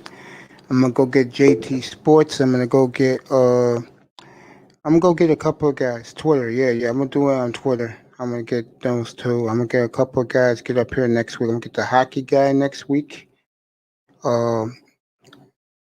Edward Anderson, I'll reach out to him and get him to come up and do the one-on-one with him, which should be fun.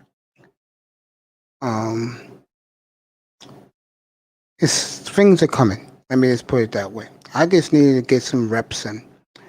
And goddamn, 162 shows. I mean, what I'm saying, 117 shows in 9 weeks ain't bad, right, Mr. Miami?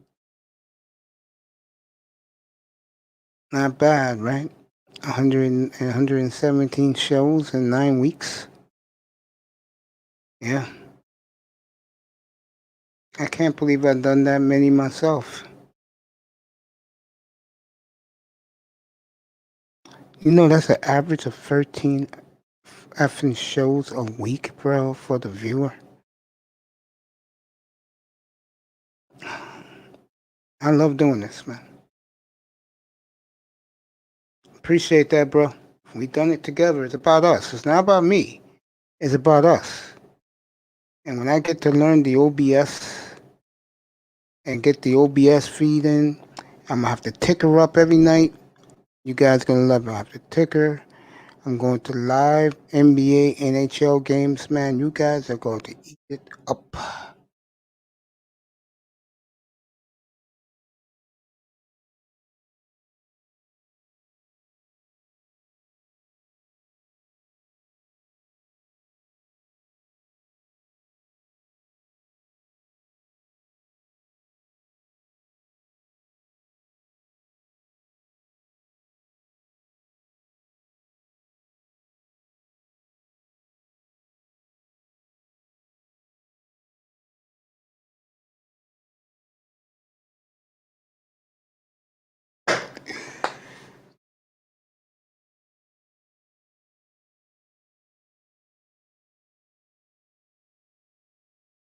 Monday. The football game. There was 2 games. Yeah, I was gone, bro. I was long gone.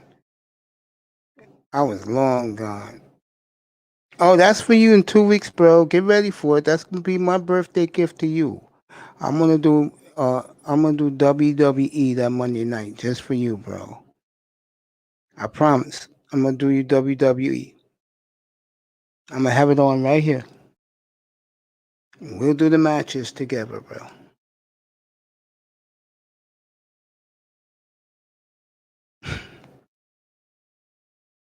Yeah, Monday Night Football is boring. I'm gonna take off tomorrow, get my batteries recharged, get ready for Friday night. My nephew should have it ready. Big 5-0. Yeah. Friday night we'll have the big Kobe LeBron debate and MJ. That'll be Monday night. I mean that'll be Friday night.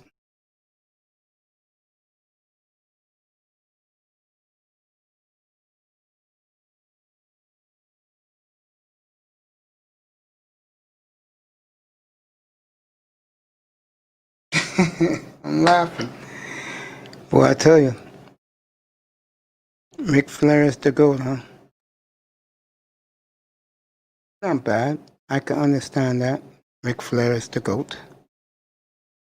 A very quiet Wednesday night in here, which I don't mind. I mean, if it doesn't pick up, Sunday topics will be football. We'll be in Miami for the Dolphins Chiefs. You know that's the headliner. Redskins 49ers is a big game.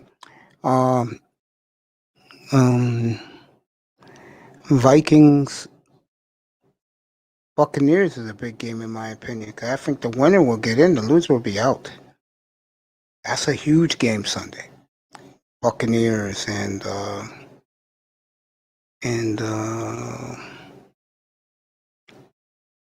Vikings, Dolphins, Chiefs, Redskins against the they're in San Francisco, Washington. That's a big game. They're in San Francisco, Redskins.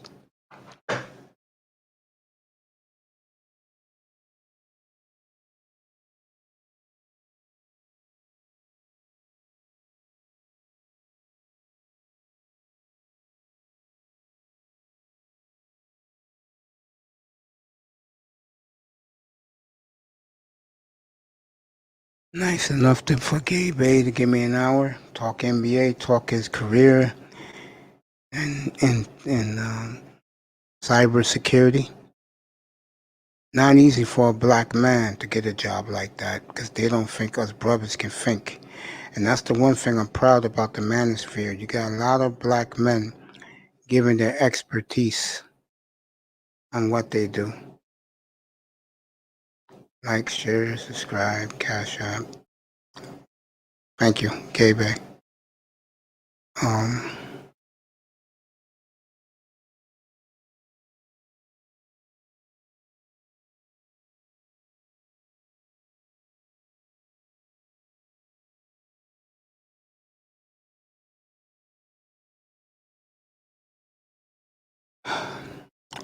It's good.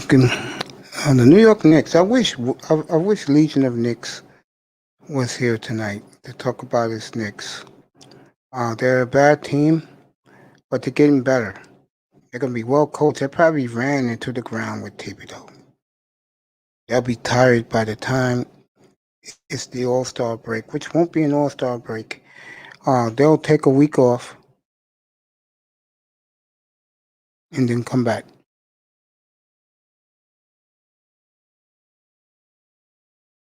That's what they'll do.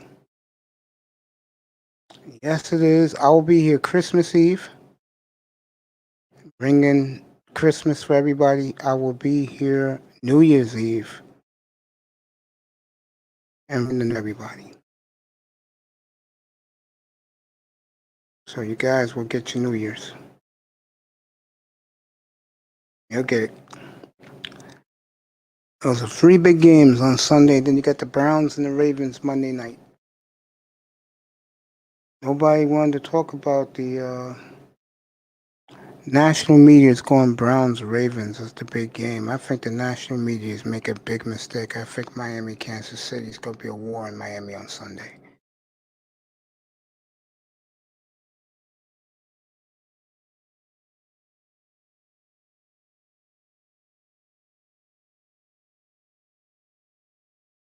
I think that's going to be a huge game Sunday in Miami.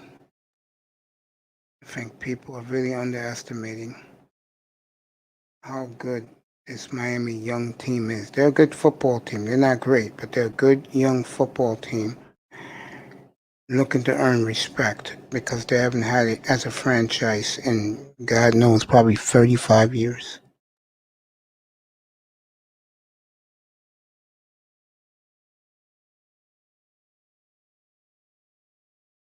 You in WrestleMania, man. What's up with you and Vince McMahon, Mr. Miami? I know you love WWE. We'll do it 2 weeks from Monday on the 21st. That'll be my birthday gift to you. We'll do WWE.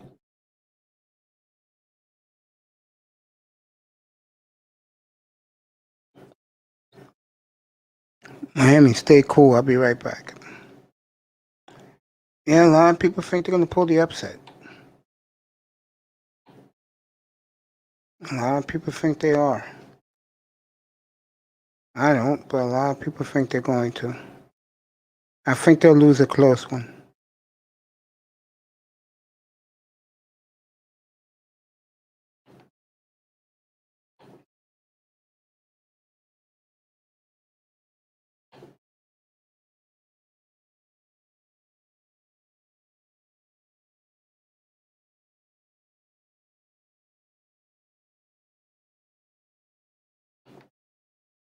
There you go.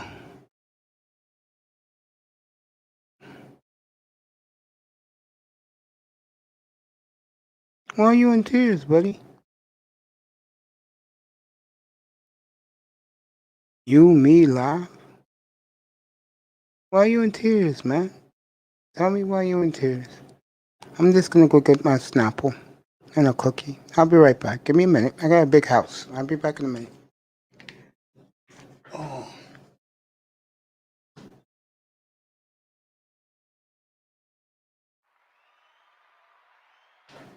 That's for you, buddy. That's how great you are. Love you.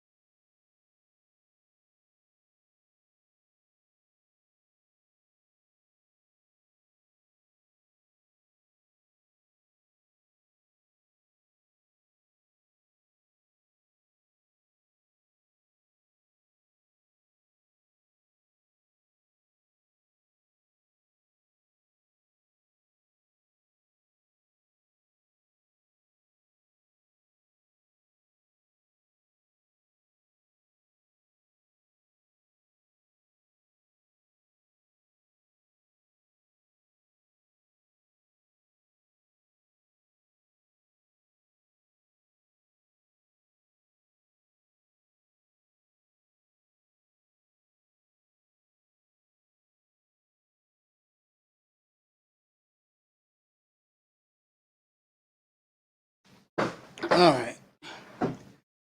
See what you said since I left.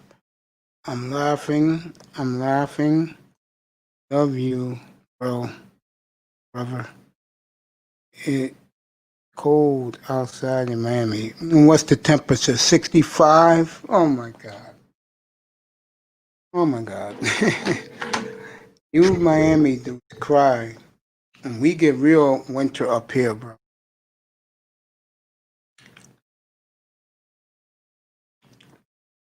Speaking of winter, I gotta pick me up a goose leather bomber. I'll get me one of those.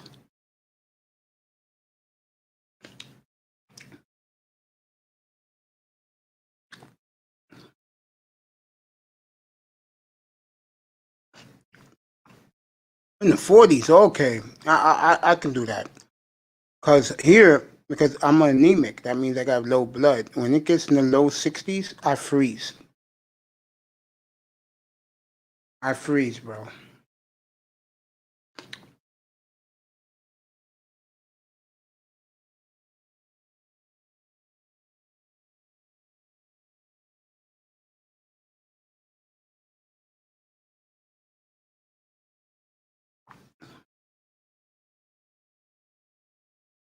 Yep, it is winter time in Miami, huh? Fascinating.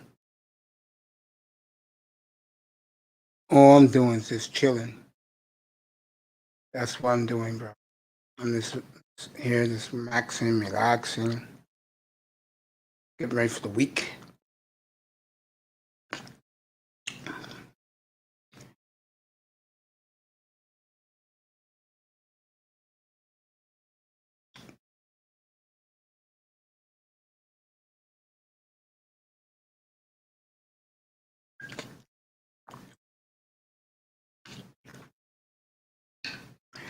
You know, Patriots Rams tomorrow. I really didn't think about it until now. Just hit me. Boom. Patriots Rams tomorrow. Big Dwayne likes the Rams. That's a sleeper in NFC. I could see it. Oh, big boy, an apology about that. And I'm a man. I apologize to him. I always admit when I'm wrong. There's nothing to admit when you're wrong. And do with him.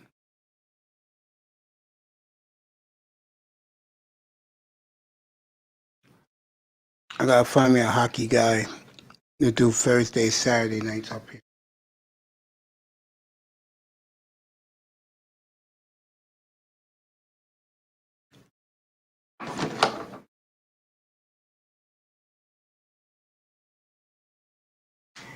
Yeah, Mr. Miami. My boy, that's you, bro. Hope Rams beat Patriots tomorrow. I think they will. I think they will. I'll say this right now. If the Rams beat the Patriots and Miami wins Sunday, Miami will knock out New England next week.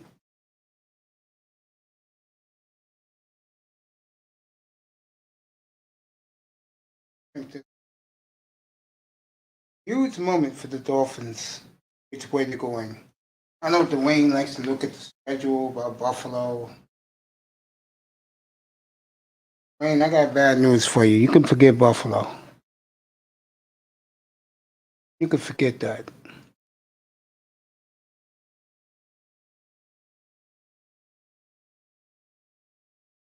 You can forget Buffalo.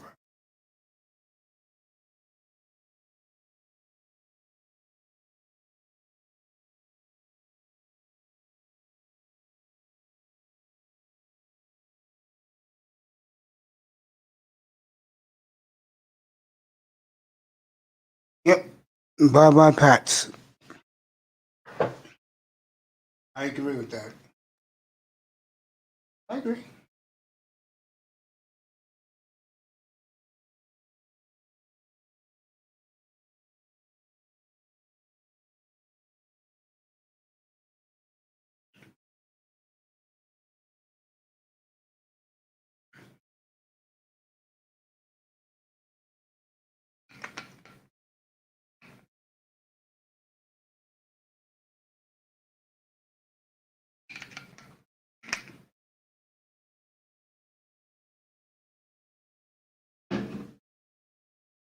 Boy.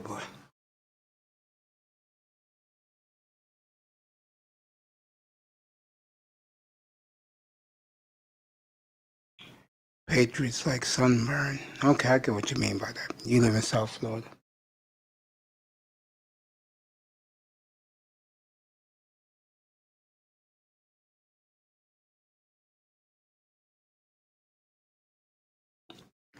But baseball, I don't know.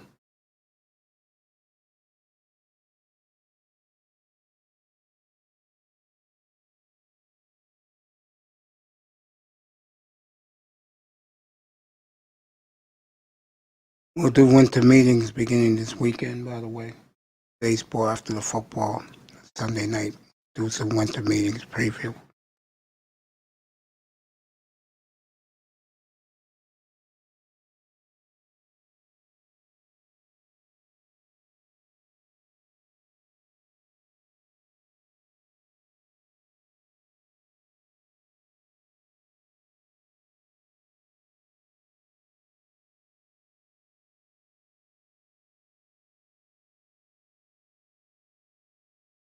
Your pitching team in baseball: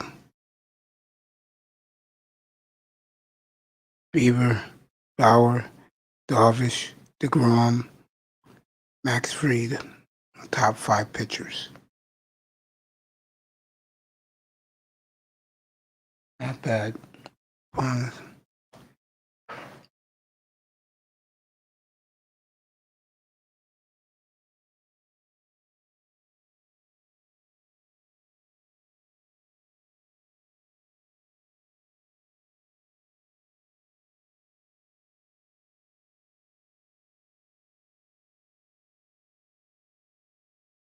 Big. I gotta go get my foot scoped tomorrow, and then I'll be back here 12 o'clock. I'll start it off 12:15. I'll have a show here. Have an afternoon show. Then that's it. I can care less about Patriots and Rams. So I'll do an afternoon show tomorrow. Get the Kobe, LeBron, MJ. That's for Friday night. Yeah. No, just a little scoping, buddy. I'll be okay. Yeah, the Marlins manager is the first female manager, general manager in sports and baseball. Yep, surgery. Minor surgery, buddy, on my foot. It'll be okay. It's like a 5-minute thing. I'll tell you one thing. One of the nursing technicians that worked there, Jamaican chick, is off the chain, bro. Oh my God. But I'll say this to you, since you're the only one in here. Not good when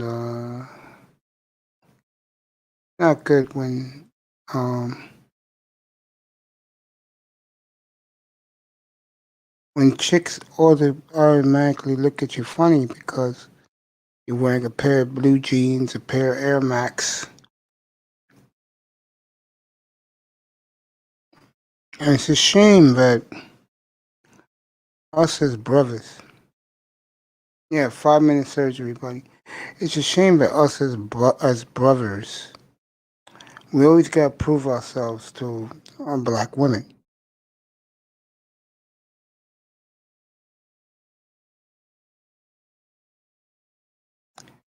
So tomorrow I'm gonna wear my Ken Griffey's. You get where I'm going with this? I'm gonna wear my Ken Griffey's. I'm gonna probably wear my Ruben Patterson Blazer jersey. And just go. Gonna be 55 tomorrow here in New York.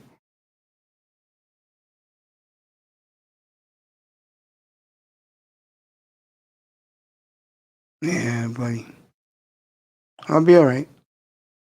I'll be back here before you know it.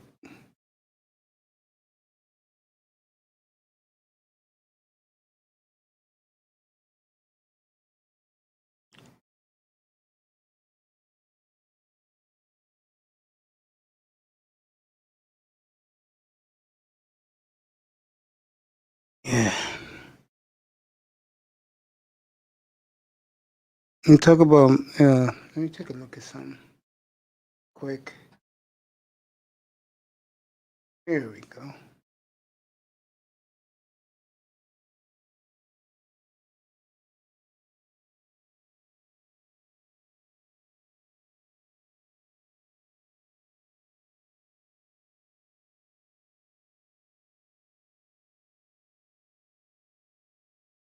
Look at NBA news tonight. And by the way, congratulations to our boy, the guys who are in here, DJ Kuda. And so he's doing, I think, one of the voices, he's in one of the characters that game.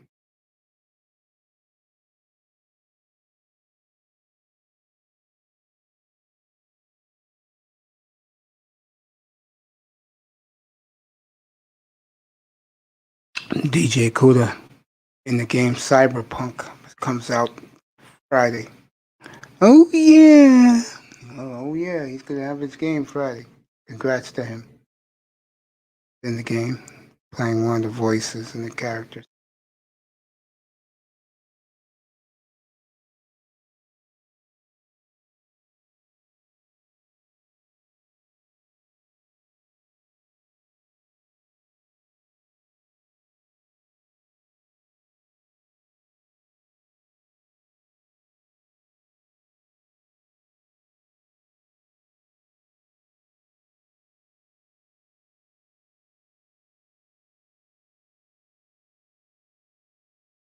Justice Winslow's there, I see.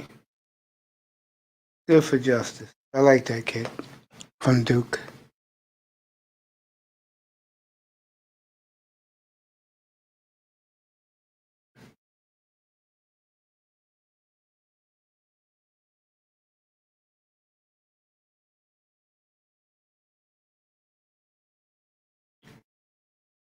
John Morant gonna be a megastar in this league.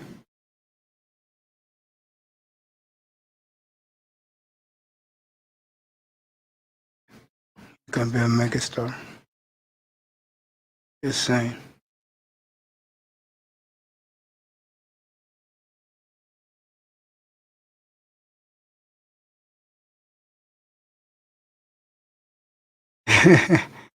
Gotta be worried about women. May set you up like OJ. I don't know about that, man.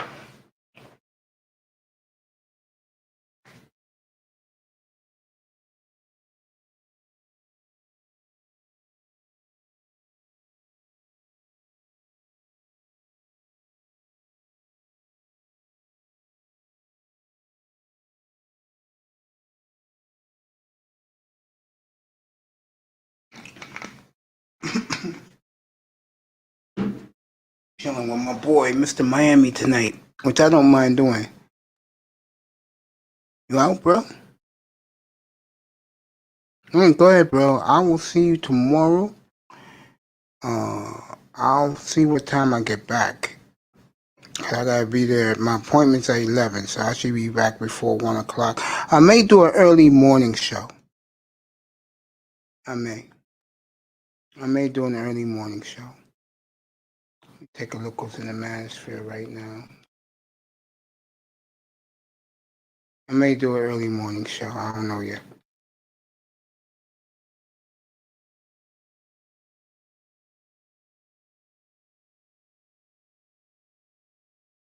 Still talking about that chick. I know Kevin Samuels is one. Let me see who else is.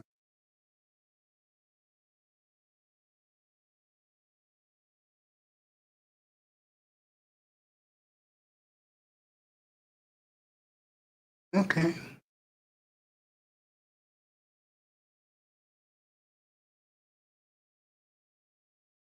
He's on. Kidding me? They're still on? I don't think that the breakdown is still on.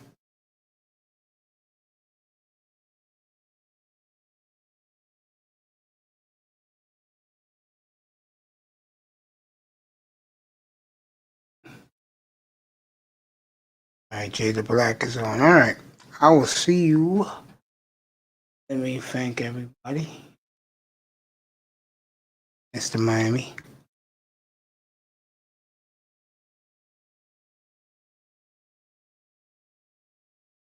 All right, Mr. Miami, get your phone done. I will be back tomorrow.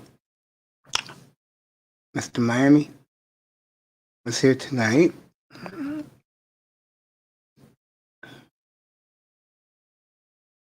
See who else?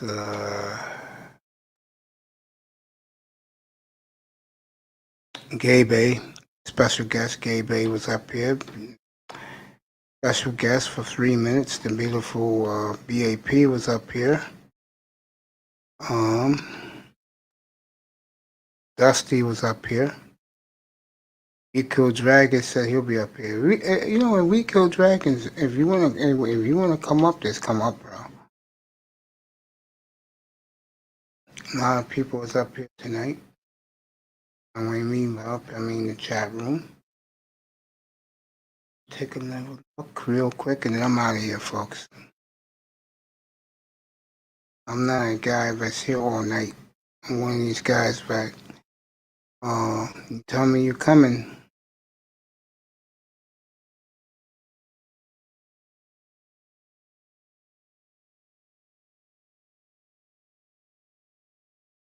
All right. Let me do my usual. Kevin Samuels is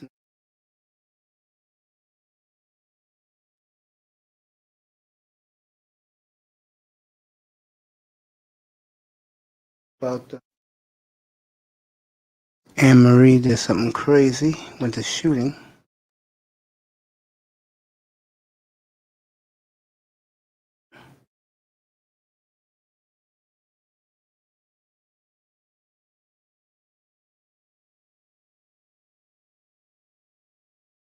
So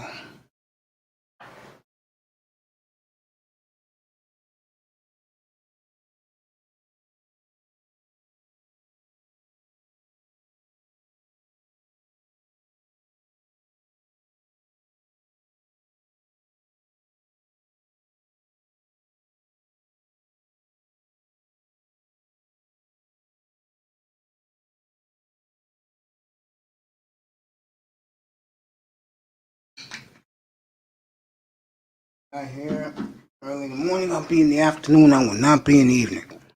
I don't give a damn about Rams Patriots. Okay? So let me get out of here. Tomorrow we talk about anything. Football, basketball, baseball, whatever. Manosphere stuff. We'll do that all tomorrow. No drinking, no. Yeah, go ahead, man. I'll see you tomorrow, Mr. Miami. Thank you for spending the night with me, man. I love you, my brother. No drinking, no partying, no smoking, no extracurricular activities. That means acting stupid. You guys like to do dumb shit out in the street, bro. These stupid nightclubs. None of that stuff. Tomorrow, hopefully, the beautiful Insanity 5 will be here. And get some more guests up here to pick up the pace of this network. And I will do that. Sanity 5 tomorrow around 4 o'clock-ish. I'll definitely have her on. Talk about the State of the Dolphins address. It's me and her tomorrow. No sex, no women. I will see you all tomorrow afternoon from the Oasis. Good night, everybody. I love you. And thank you for whoever tuned in. Thank you for that. Appreciate it. Good night, everybody.